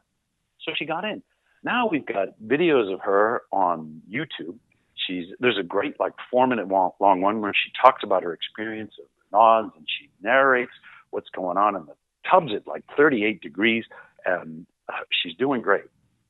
In her case, it has helped reverse her type 2 diabetes. Part of the problem with the calories in, calories out hypothesis is it doesn't take into account the quality of the calories. And my girlfriend's a writer, and she's written about this, so I can talk about it. She knew that she was anorexic, and she was living on, I'm paraphrasing and exaggerating a little bit, but a diet of Coca-Cola and aspirin. And she was maintaining a 12% body fat, which is not a healthy body fat. Had that picture of her. She looks like a bodybuilder. Yep. She got the 6-pack. Yep. She was working out. She used to be a runway model, and this does mess with your head. And it was a long time ago, but the psychology of it, the body dysmorphia that comes with anorexia, has stayed with her all of these decades. She couldn't look at herself and see a skinny person. And as a result, She was going calorie restricted, and she was seeking comfort in the carbohydrates. She had a hemoglobin A1C of like 7.2, which is higher than my type 1 diabetic son, and when he's in good control, full-on type 2 diabetes. And I knew she couldn't continue that way. She knew she couldn't continue that way. So how do you reverse type 2 diabetes? Intermittent fasting, carb control, and the fastest way to improve your insulin sensitivity is deliberate cold exposure. So she got in. Now she has a clear bill of health from her doctor. She's back down below 6 on her HbA1c. She's fully reversed.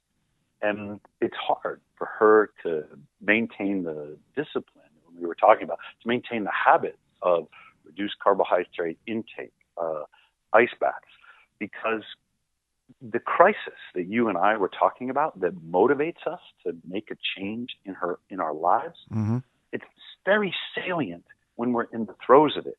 And then when we've resolved it, sometimes we're kind of like, well, I guess I must be good enough now. I haven't had my PSA checked in over 6 months. Maybe something in my head is like, whew, thank God that's over. And now I'm all relaxed. And I got to get back. I got to keep the habits that kept me healthy. Sometimes the crisis is a reminder of how you've gone away from the habit. And I don't want it to be fatal or irrevocable. Sometimes we sort of lose touch with those messages from the universe, and we fall back into, again, what's comfortable instead of seeking the intentional discomfort. Yeah, my life. Tim Ferriss. I'm sorry. Exactly. Go ahead. Yeah, he had that quote. You have to be uncomfortable every day. I can't remember, or you're going to be really uncomfortable at a point that you can't change, or something to that effect. I thought that was a great quote. Exactly the quote I was thinking of. He says, when I paraphrase, I remember it as, the comfort you choose, the discomfort you choose will prepare you for the discomfort that is thrust upon. Yes, that was it. Because I copied it and put it on Facebook the other day. That's the way to do it. Yep. And, give it a tap every time you walk past it. Remind yourself, well, this is a great Jerry Rice quote, and I'm going to butcher it again, but he says, I do today what others won't, so I can do tomorrow what others can't. Mm-hmm. And it's written up on the walls of my daughter's Krav Maga studio, so that when people go in there, they remind themselves that they're choosing to do things today that prepare them for situations that they in the future, they don't even know what it's going to be, but they didn't choose, that were thrust upon them. What I want to ask you is, as far as time to do this, because like when I had Doc Hollis on, we were talking about inflammation, and he, as he so well does, goes into a very good explanation on inflammation has gotten a bad rap, and that chronic inflammation is bad, but inflammation unto itself is very good because, and he used the farmer example. A farmer wakes up early in the morning. There's not a lot of inflammation. They go and they do their work, and then they're usually resting late afternoon, evening as they eat their supper, and then just kind of relax the rest of the day. And at that, right around that point, all the way through the evening, the inflammation in their bodies would be high, which is what you want as the body repairs the tissue and everything else that it just damaged during work during the day. Using that or keeping that in mind, would it be better or more beneficial to do the plunges or any cold exposure in the morning as opposed to the evening when you want some inflammation to repair what you've damaged during whether it's a workout or your sport or golf or MMA or anything else? Is it better to do the plunges in the morning? I do my plunges in the morning, Mm-hmm. but medically, I don't know. It would be a great question to ask for Dr. Hollis. Everything he says is making sense to me. But me and some of the people that I've learned from, whether reading about them or talking with them, have a lot of success with the morning plunge. So you might be onto something. Jack Dorsey talks about it. He was the CEO of Twitter until he recently stepped down. And although I disagree with a lot about Twitter, Jack's an ice bath guy.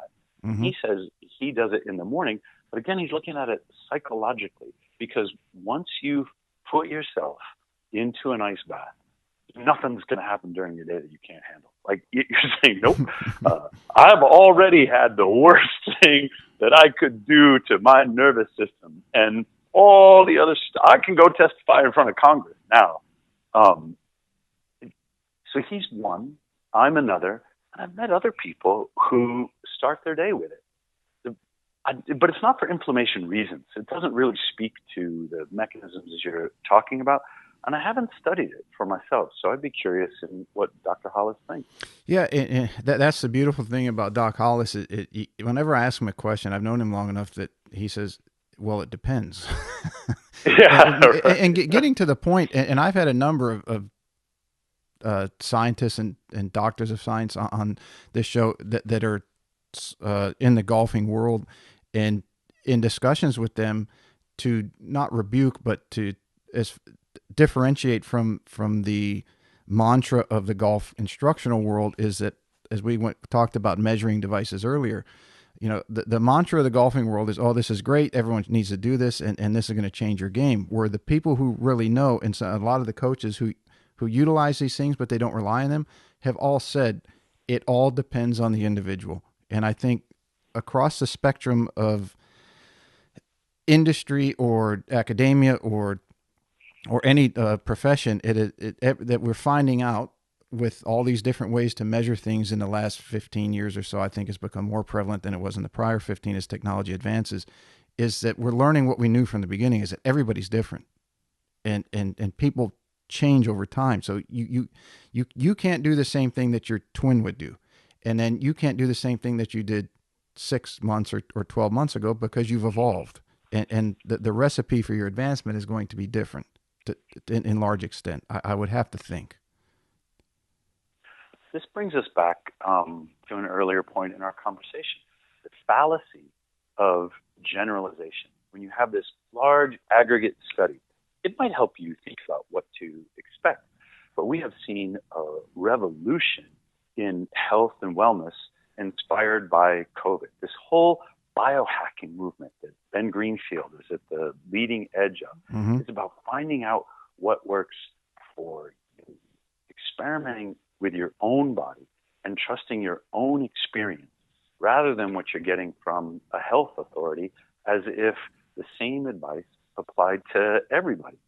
And we're on board with it. We encourage people to try, not based upon my advice, but saying, look, this is what I read in the library. This is what's happened to me. See what's right for you by trying the experiment, monitoring your results, and seeing if you're getting out of it what you really want. I'm now so skeptical of the promises and the generalities, and especially the dictates that are coming from voices of authority, including board-certified medical doctors, until I go through it myself and discover if it works for me. Mm-hmm. There's a couple things I want to touch on about the ice bath, the forge that you guys have, and one of them, and you had a very cool video I watched on it, is the ozone that it produces. Yeah. Speak to that and the benefits of what ozone is, and what the benefits are for. You mentioned that you use a little granulated chlorine to keep your tank disinfected, which sounds very clever. Chlorine is the same disinfectant that is in all of our water pipes, and it's either chlorine or bromine in your pools. Chlorine's a good choice for reasons that don't apply to Morozkoforge. My PhD is in environmental engineering. Graduated from Clarkson University, civil and environmental engineering. So we studied water disinfection. It was a big part of environmental is the sanitary engineering. Chlorine, when it's added to our water distribution pipes, has what's called a long residual time. It's very slow to decay, and it will protect the entire city's water distribution network from encroachment of pathogens. We'll keep it disinfected. Ozone won't, because ozone has a very rapid decay time. The residence of ozone in water is very short. And so ozone is used in water treatment plants, especially in Europe, as a shock disinfectant. And it works great, but it will not stay in the water. It's O3. It will decompose into O2 so fast that by the time the water went from the treatment plant to your house, the ozone will be gone. That decay is temperature controlled. When the temperature is colder, and in most forge it's running right at the edge of freezing, the ozone lasts longer in the water. So for Morozkoforge, we can use ozone to shock disinfect at the point of injection and then push the bubbles back out into the tub and get a longer retention time because our temperatures are so cold. Now, why would we do that instead of chlorine? Because chlorine isn't good for you. Because chlorine will interact with organic carbons to make something that's called trihalomethane. Bromine does the same thing. These are halogenated hydrocarbons. Chlorine and bromine are both halogens in the periodic table. And although halogens do exist naturally, like in sea spray, they are carcinogenic. And there are limits on, at water treatment plants, the concentration of trihalomethanes that are produced in the plant that are allowable under regulations so they don't poison the people who are drinking the water. Part of the reason that ozone is used is to cut down on the production of trihalomethanes from chlorine. I don't want trihalomethanes or anything carcinogenic anywhere near anyone who's getting into a forge. I don't like the smell of chlorine. I don't like the additional maintenance. But for me, I'm supposed to be in the health and wellness business, and I can't put chlorine next to my customers. Mm-hmm. And ozone is this wonderful alternative, purely oxygen-based, that is a more powerful disinfectant as far as deactivating bacteria, deactivating viruses. Ozone is a wonderful thing. So we knew that we were, from my training in grad school, we knew we were going to use ozone from the very beginning. The problem is that the ozone generators on the market are very unreliable. They're built for hot tubs. Most of them don't work. And I had to spend 6 months in my kitchen testing different brands with a oxidation reduction potential meter. So it was like going back to grad school and being in the lab until I found the ones that I felt like I could trust. Well, after we built it, and we're really happy with the results, and we're getting the crystal clear water, I started reading more about ozone therapies. There are two kinds. There's the one where they remove they move blood from your body and they treat it with ozone and they put it back in your body. That's not what I'm talking about here. There's a lot of literature on that, and it looks interesting. We're not talking about putting ozone inside your body. Dave Asprey has a post where he's putting ozone up his butt, and that's not for me. I haven't tried it. I'm not recommending it. But ozone on the skin will act, its disinfectant properties act on the microbiome on your skin. And now you got to say, but there are good bacteria on my skin and there are bad bacteria. And the bad bacteria sometimes, especially in this modern industrialized world where you're eating too many carbs, take over. You get acne, you get dermatitis, you get psoriasis, you get these skin ailments that are indicative of your skin microbiome getting out of whack. And when you're out of whack, how do you bring yourself back into a good microbiome balance? You wipe out all the bacteria and you start over. If you can inoculate with the good bacteria, that's terrific. But when you're suffering from eczema or dermatitis or acne, it turns out there's a lot of literature on ozone therapy for treating those skin conditions. None of it is in the cold water. It's mostly warm water ozone. So I haven't reproduced any of that work in the forge, in the cold water, and done skin assays or done a swab or anything. I'm just reading about how ozone has been used in the past and speculating about how it might be good for us. Mm-hmm. So there's a video. I was in Chris Gethin's forge up in Boise, and I'm putting in a more powerful pump, and I'm getting ozone bubbles. and I'm using it. I mean, it's kind of funny. I'm cleaning out my ear, and I did a little mouthwash kind of thing with it, and I got it all over my face, all of which is terrific. But I realized that I had some sunburn from the day before too, and I'm like, oh, let's try that. First of all, the cold water feels great on the sunburn. Taking down the inflammation of the sunburn is really good. I'm like, what the heck? My skin is a little sensitive. I'll give it a boost with some ozone. And again, there's really no data from this. But ozone has had these therapeutic skin benefits that are documented under warm water conditions. And I know that in cold water, it has a longer residence time, and we're capable of more reliable concentrations.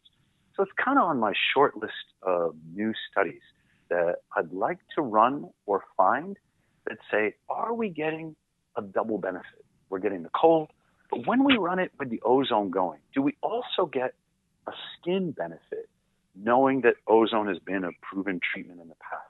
To me, it remains an open question. Does that work in unison with adding Epsom salt, or would they have some sort of chemical reaction that would negate the benefits of either? Pete, I can see that you have been going through our journal and reading like the top 10 journal, because that Epsom salt article that we wrote has jumped up to the top of the Google rankings when people are searching around for Epsom and ice.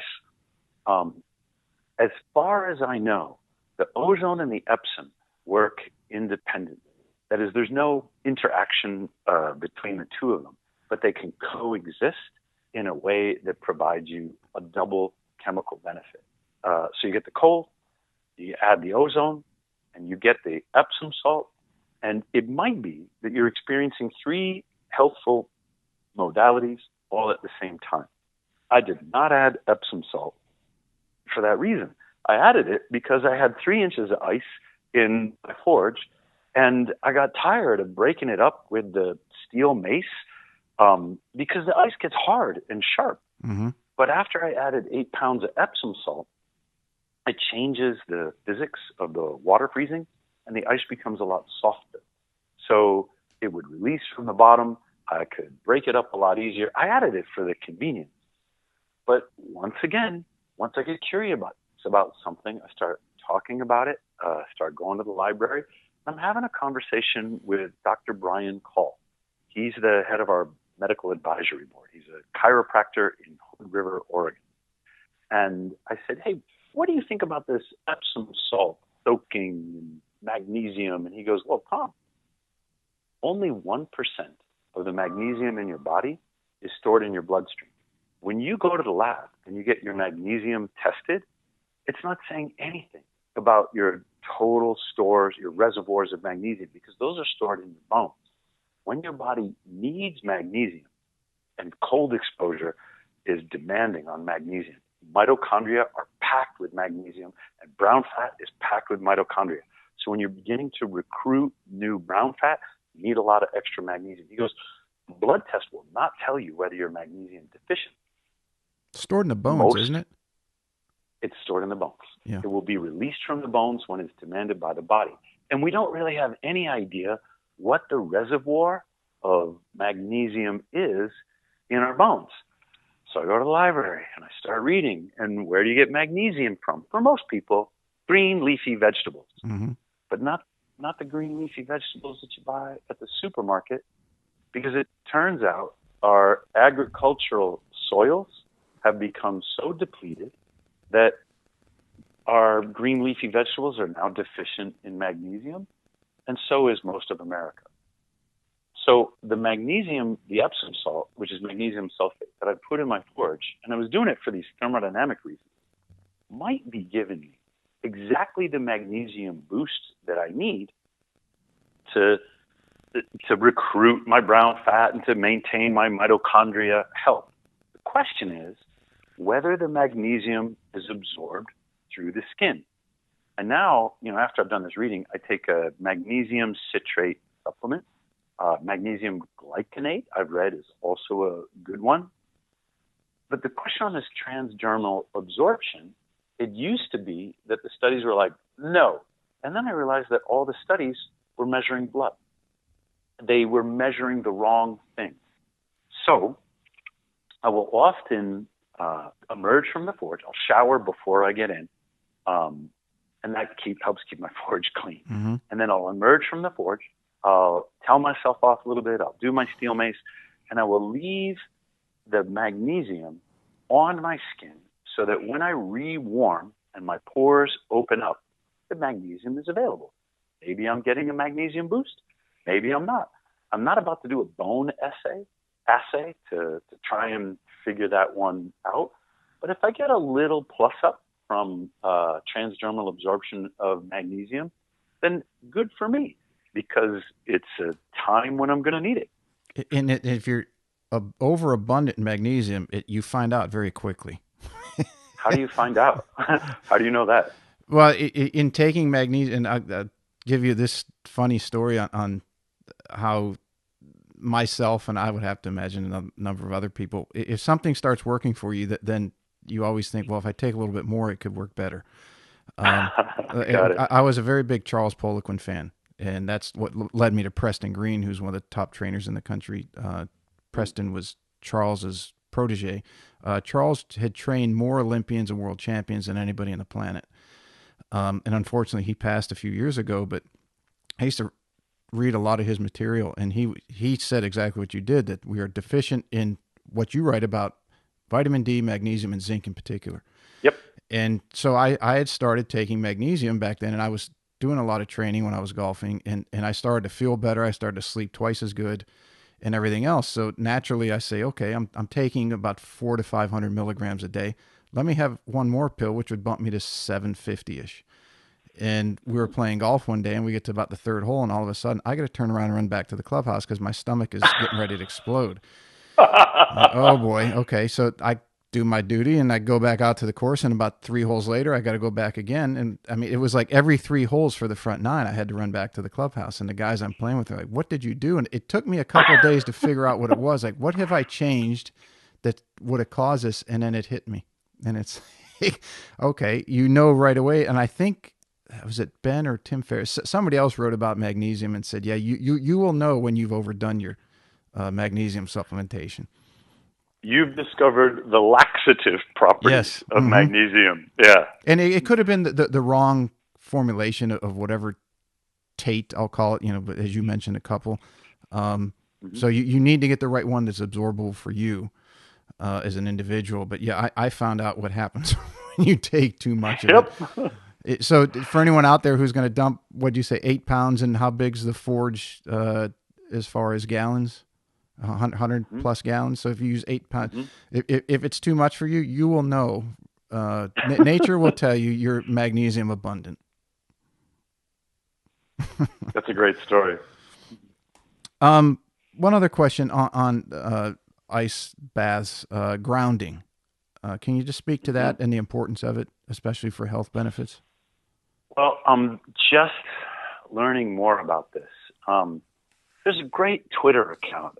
He's a friend, and I've been on he doesn't do a podcast, but been on his video interview thing. Dennis Mangan is his name. And his Twitter handle is @Mangan, MANGAN 150. And I respect, he's got a master's degree in biochemistry or something like that, but I respect the crap out of the way he reads the literature with this skeptical, critical eye, and he helps me sort it through. He just put a post up on grounding and blood viscosity because he's been fascinated with blood viscosity. The more viscous your blood, the more prone you are to blood clotting disorders. Now, Dennis is 66. He's in great shape. He looks younger than me. And so as far as a prestigious model, what the heck? I might as well follow what Dennis is doing. But we're primarily talking about science. I didn't realize that grounding had a relationship with blood viscosity. It could be important in preventing heart disease or stroke or other blood-related disorders. And I got to read more about it. What I did know is that I want the forge grounded, both for electrical safety and for whatever the health benefits of grounding are, that Ben Greenfield has been talking about, that Brian Hoyt, Luke Story have been talking about, I want them in the forge. So we use these metal tubs. They're in electrical contact with the condenser coils that make the ice. The condenser coils run through a ground fault circuit interrupt, which goes straight into your circuitry, straight down into the ground. The point being that every forge has an electrical connection to the ground. And then Luke had Brian come out. You've probably seen the video. And he brought his meter, he measured the tank, and he measured the water. Yes, that's right in the backyard, right? Yeah. Yeah. Which is great. He measured, we didn't get it on video, but he measured Ben Greenfield's forge as well. And Brian reported that the grounding properties in the forge are remarkable. And this is good because we designed them to be that way. Again, thinking mostly electrical safety. What I don't know is if you're doing 4 minutes in the forge and you're getting grounded, is that enough? Does that have, I mean, this is where I haven't read enough about it, and Mangan 150 is ahead of me, which is great because he'll save me some time. How much grounding do we need? Our ancestors used to run around barefoot, be in touch with the earth, and now I'm calling you from my apartment. I'm hundreds of feet off the ground. I'm going to get into my car. The car's not grounded. Like, how much grounding do I need to maintain the right kind of electrical balance in my life? I don't know. But 4 minutes in my forge is helping me towards it. That's really important to me. Yeah, it's something that when it gets in electrical and water, I get very nervous about it. I'm lucky one of my neighbors is an electrician, and once I get my makeshift one, again, until I know myself well enough to know that I need to develop it before I take the next step and call you up and say I'd like to order one. So I've got to prove to myself that I'm going to do this before I take that big a leap. But for doing mine, I'm going to need to ground it, and I'm going to have him help me because anything with electricity and water makes me very nervous. Yep. When the grounding circuit is interrupted in the forge, the electricity will shut off right away. Mm-hmm. And what that tells you is, something's wrong with my forge. I've lost contact with the ground, and I need to figure out how or why that happened before I get back in. Yeah, that's pretty impressive that it can do that. Yep. But not surprised, as I read a lot of your material and what you guys have done. What is next for you in Morozkoforge as a company? Well, a lot of people are asking me, geez, how many ice baths can you sell? And I mean, it's a legit question. Right now, we're having so much trouble making them. We thought that we were going to hire more people this summer, hire more people this fall, get them all trained up, double our production, and we haven't been able to do it. I mean, we are hiring, but we've lost as many people as we've hired. So it is a challenge being a manufacturer in this economy with this labor pool, the way things are right now. That's the ice bath. And there's so much more than ice bath. If COVID has taught us anything, it is that we must discover for ourselves how to extend the quality of our lives, keep ourselves healthy. Because what we're getting from, I hesitate to call them authorities, but what we're getting from health authorities is a bunch of crap. When they tell you that canola oil is healthier for you than butter or lard, they're only telling you that because we have fields and fields of rapeseed just waiting to find a market. When they tell you that soybean oil or cottonseed oil is better for you than animal fat, it's a lie. Meant to enrich it's not even the farmers, it's the processors who produce those oils and couldn't sell cotton in the grocery store because people aren't meant to eat cotton. It doesn't really do you a whole bunch of good, does it?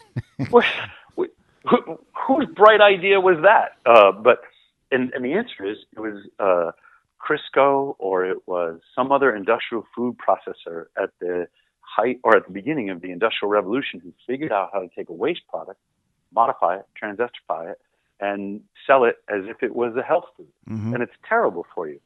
Well, what we're discovering is after you've made the basic changes in your diet, you eliminate seed oils, you go low carb, you incorporate intermittent fasting, you still lead what I call an injurious life. The technologies of industry still accumulate a series of insults into our body. And how are we going to remedy that? Well, one way is to kind of do what Ben does. He's able to shut down all of the EMFs that he doesn't want, to live up in Spokane in a very naturalistic way. And that doesn't work for me. I got to go on campus. I got to teach. I got to drive. I got to do things that are non-ideal, that accumulate these technological injuries. And how am I going to fix them? Because I'm an engineer and I'm a technological optimist, I'm thinking I will use technology to fight technology.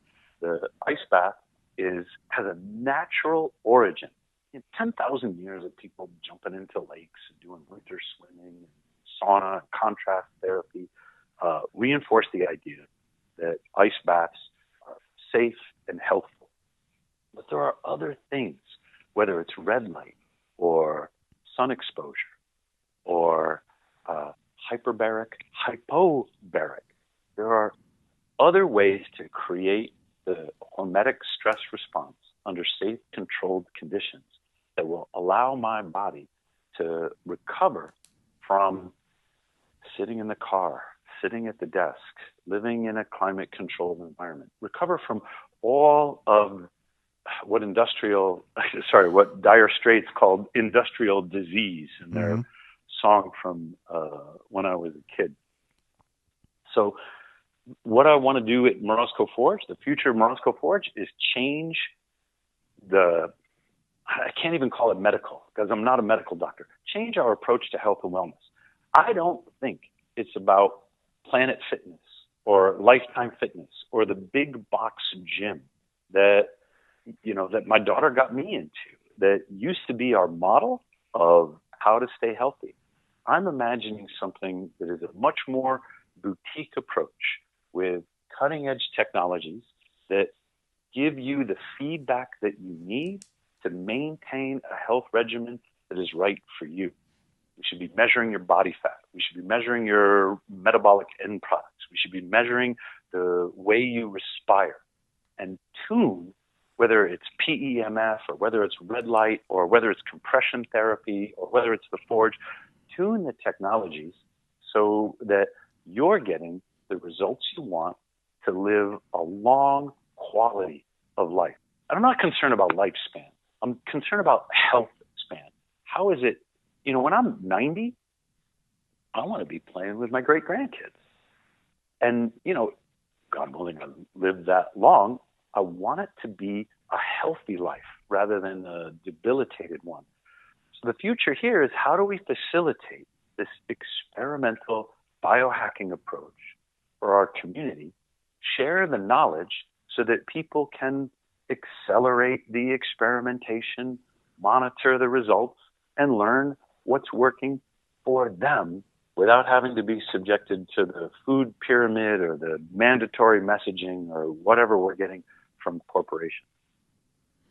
You hit the nail on the head. And Dan Hellman, who I had on, he was a Czech faculty member, and he's a therapist and trainer, one of the best in the country, said very similar to what you did in your reference to being 90 years old and being able to play with your grandkids. And his statement was, do you want to choose to grow old gracefully, or do you want to just go through painful, sedentary pills and surgeries? He said, everybody has that choice. And everyone makes their own decisions. And it for me, that's an easy decision to make. Yeah. And it's a very worthwhile goal, I would have to imagine. What, so I know you've got to prep for another talk later. And I've kept you far past probably what I'm allotted, but it's been great. But before we go, where can people follow you or Morozkoforge online? And of course, I'll have that in the summary on the links. But go ahead and tell everybody where they can follow and learn more about what you guys are doing. There are a couple of places to tune in. Morozkoforge on Instagram. So Morozko is Morozko, and Forge is Forge.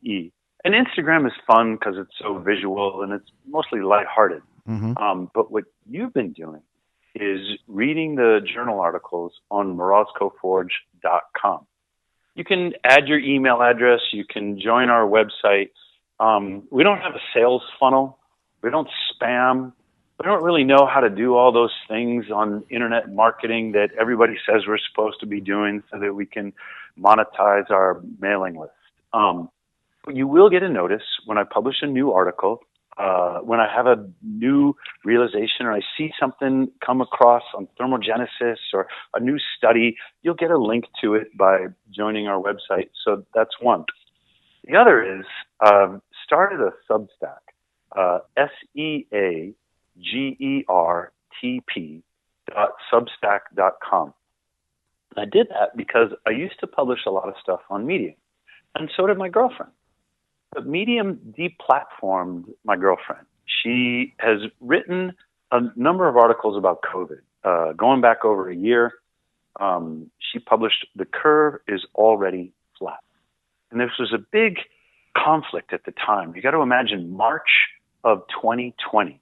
And I have my faculty colleagues, and some of them extremely learned. And they're telling me that COVID is the next Ebola, and it's all going to hell in a handbasket, and Sweden is being irresponsible, and we need to lock down. And then I got my contacts in Silicon Valley, and some extremely well-connected people sending me the Imperial College study and telling me that the world has changed, and this is an enormous threat. And then I got my girlfriend who says, Tom, it's all bullshit. Now, who am I supposed to believe? Like my super esteemed, Ohio State Regents professor whom I look up to, and he's been cited 12,000 times, and he and I are doing all this healthcare adaptation research. Am I supposed to believe my billionaire Silicon Valley entrepreneur has got a personal physician or my girlfriend? So I say, why do you say COVID is bullshit? And she goes, because I've been looking at the data. Oh, what data is that? She goes, influenza-like illness reports on the CDC website. Will you show me how to make a graph? Because I know how to use Excel, I know how to do data. And so we make these graphs together. And I'm like, oh my God, you're right. COVID showed up in the influenza-like illness reports in November of 2019 in the United States, because they started testing 100,000 people a week for influenza-like symptoms that were testing negative for all known strains of flu. There are like 9 known strains. What is this mysterious influenza-like illness that tests negative for flu? Deduction says that must be COVID. So she writes it up. The curve is already flat. Gets like 250,000 views on Medium, and then they pull it down. And talk about the Streisand effect. Once they pulled it down, we put it back up on Morozkoforge. You can still read it. It went back up on a couple other places, and it became a sensation. Next thing you know, she's getting television interview requests, radio requests, media attention, and it was terrible. The pressure of it almost ended our relationship. We broke up for several weeks. Huge misunderstandings between us as far as I was concerned, but I really had to examine myself, who I was, how I related to her, what I wanted out of life. Where she kept writing articles. And the last one that she put up, which was fairly recent, a couple of months ago, was called Childhood Interrupted. And it wasn't anything medical. It was about the impact of school closures and mask mandates on our children. And that was the last straw for me. They canceled her entire account, censored her. And of course, she went to Substack. You can read Childhood Interrupted at ajkay.substack.com. AJK. You can find her on Twitter. So I guess it was too much for Medium, and that's when the reality of censorship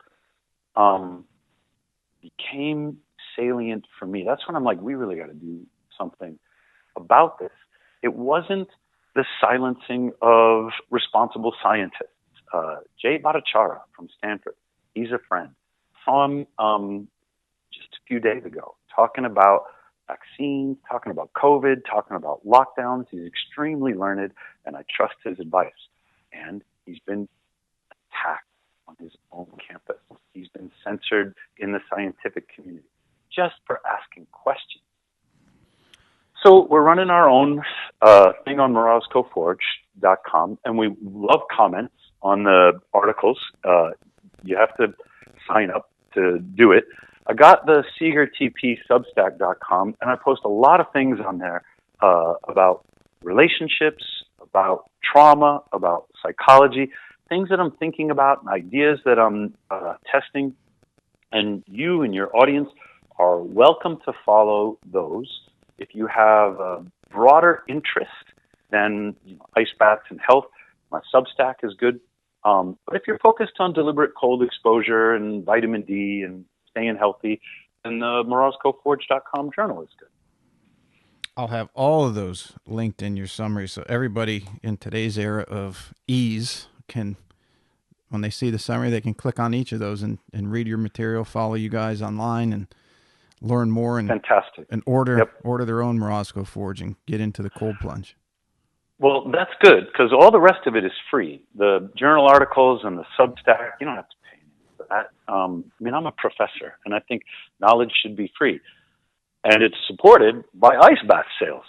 So for those people who want to start practicing, a filtered forge, a prism forge, when you compare it to what you were talking about, the cost of buying ice, it's a pretty good payback period for the people who are practicing 4 or 5 times a week.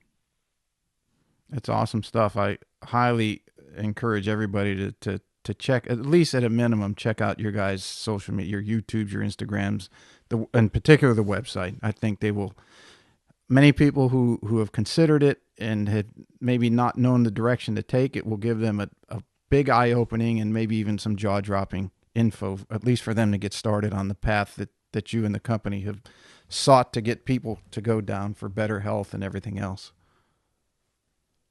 Thank you, Pete. I hope so too. Doc Tom, it's been a pleasure. I definitely got to have you on again. I'm actually going to be out in Arizona. I'm planning to sometime mid to late February. I'll be in Scottsdale area, but I'll try to get down to see you guys in Tempe. Pete, I'll come pick you up. Just send me a note. we can do another episode in the car ride. Sounds great. Awesome. Well, you have a wonderful day. Thank you for coming on. You too. It's been great talking. Okay. Bye-bye. All right, everybody. Thank you so much for listening to today's show. If you enjoyed it, you can find more information on today's episode and other topics at golf360.blog. There you'll find the show notes and links related to this episode, as well as any other episode that we've done so far to date. If you're interested in improving your game and would like to learn more from yours truly by taking a private lesson, a half-day or multi-day school, club or putter fitting, you can reach me through the blog site or by email, pete@golf360.blog. So some of you may be asking, what is the golf paradigm? All you have to do is click on the homepage while on my blog site to discover how you can start playing better than you ever thought possible. Or you can simply sign up, again, on the blog page for my instructional videos where I give regular tips on all areas of the game to include the swing, club design and fitting, health, fitness and nutrition, the mental aspects, and equally as important, the integration of all those things together. I'm also on social media, and you can find me at The Golf Paradigm. That's PARADIGM, and I'm on Facebook, Instagram, and Twitter. And don't forget to subscribe to my YouTube channel, also under the same name, The Golf Paradigm. Facebook is usually the best way to reach me for questions and or comments, and I look forward to hearing what all of you have to say. This podcast is brought to you in part by Old South Golf Links. A short ride across a bridge from Hilton Head Island is one of the area's finest golf courses and a hidden treasure. set up on towering pines and ancient oaks with sweeping marsh vistas, truly makes Old South Golf Links a one-of-a-kind golfing experience. The Clyde Johnson design was named one of the top 10 new public courses when it opened, and it also takes full advantage of the natural beauty of the Low Country. Old South is a fun and unique challenge for golfers of every skill level and a favorite of both locals and visitors. Whether it's your first time here or you're a regular, you'll be treated and feel like family. From the bag drop to check-in at the fully stocked pro shop with both men's and women's apparel, to breakfast or lunch before or after your round, the staff is always ready and willing to help. Experience for yourself why Old South is one of the premier golf courses in the Hilton Head area and why it will quickly become a favorite of yours too. Visit them in person or online at www.oldsouthgolf.com, or to make it tee time, simply call the Pro Shop at 843-785-5353.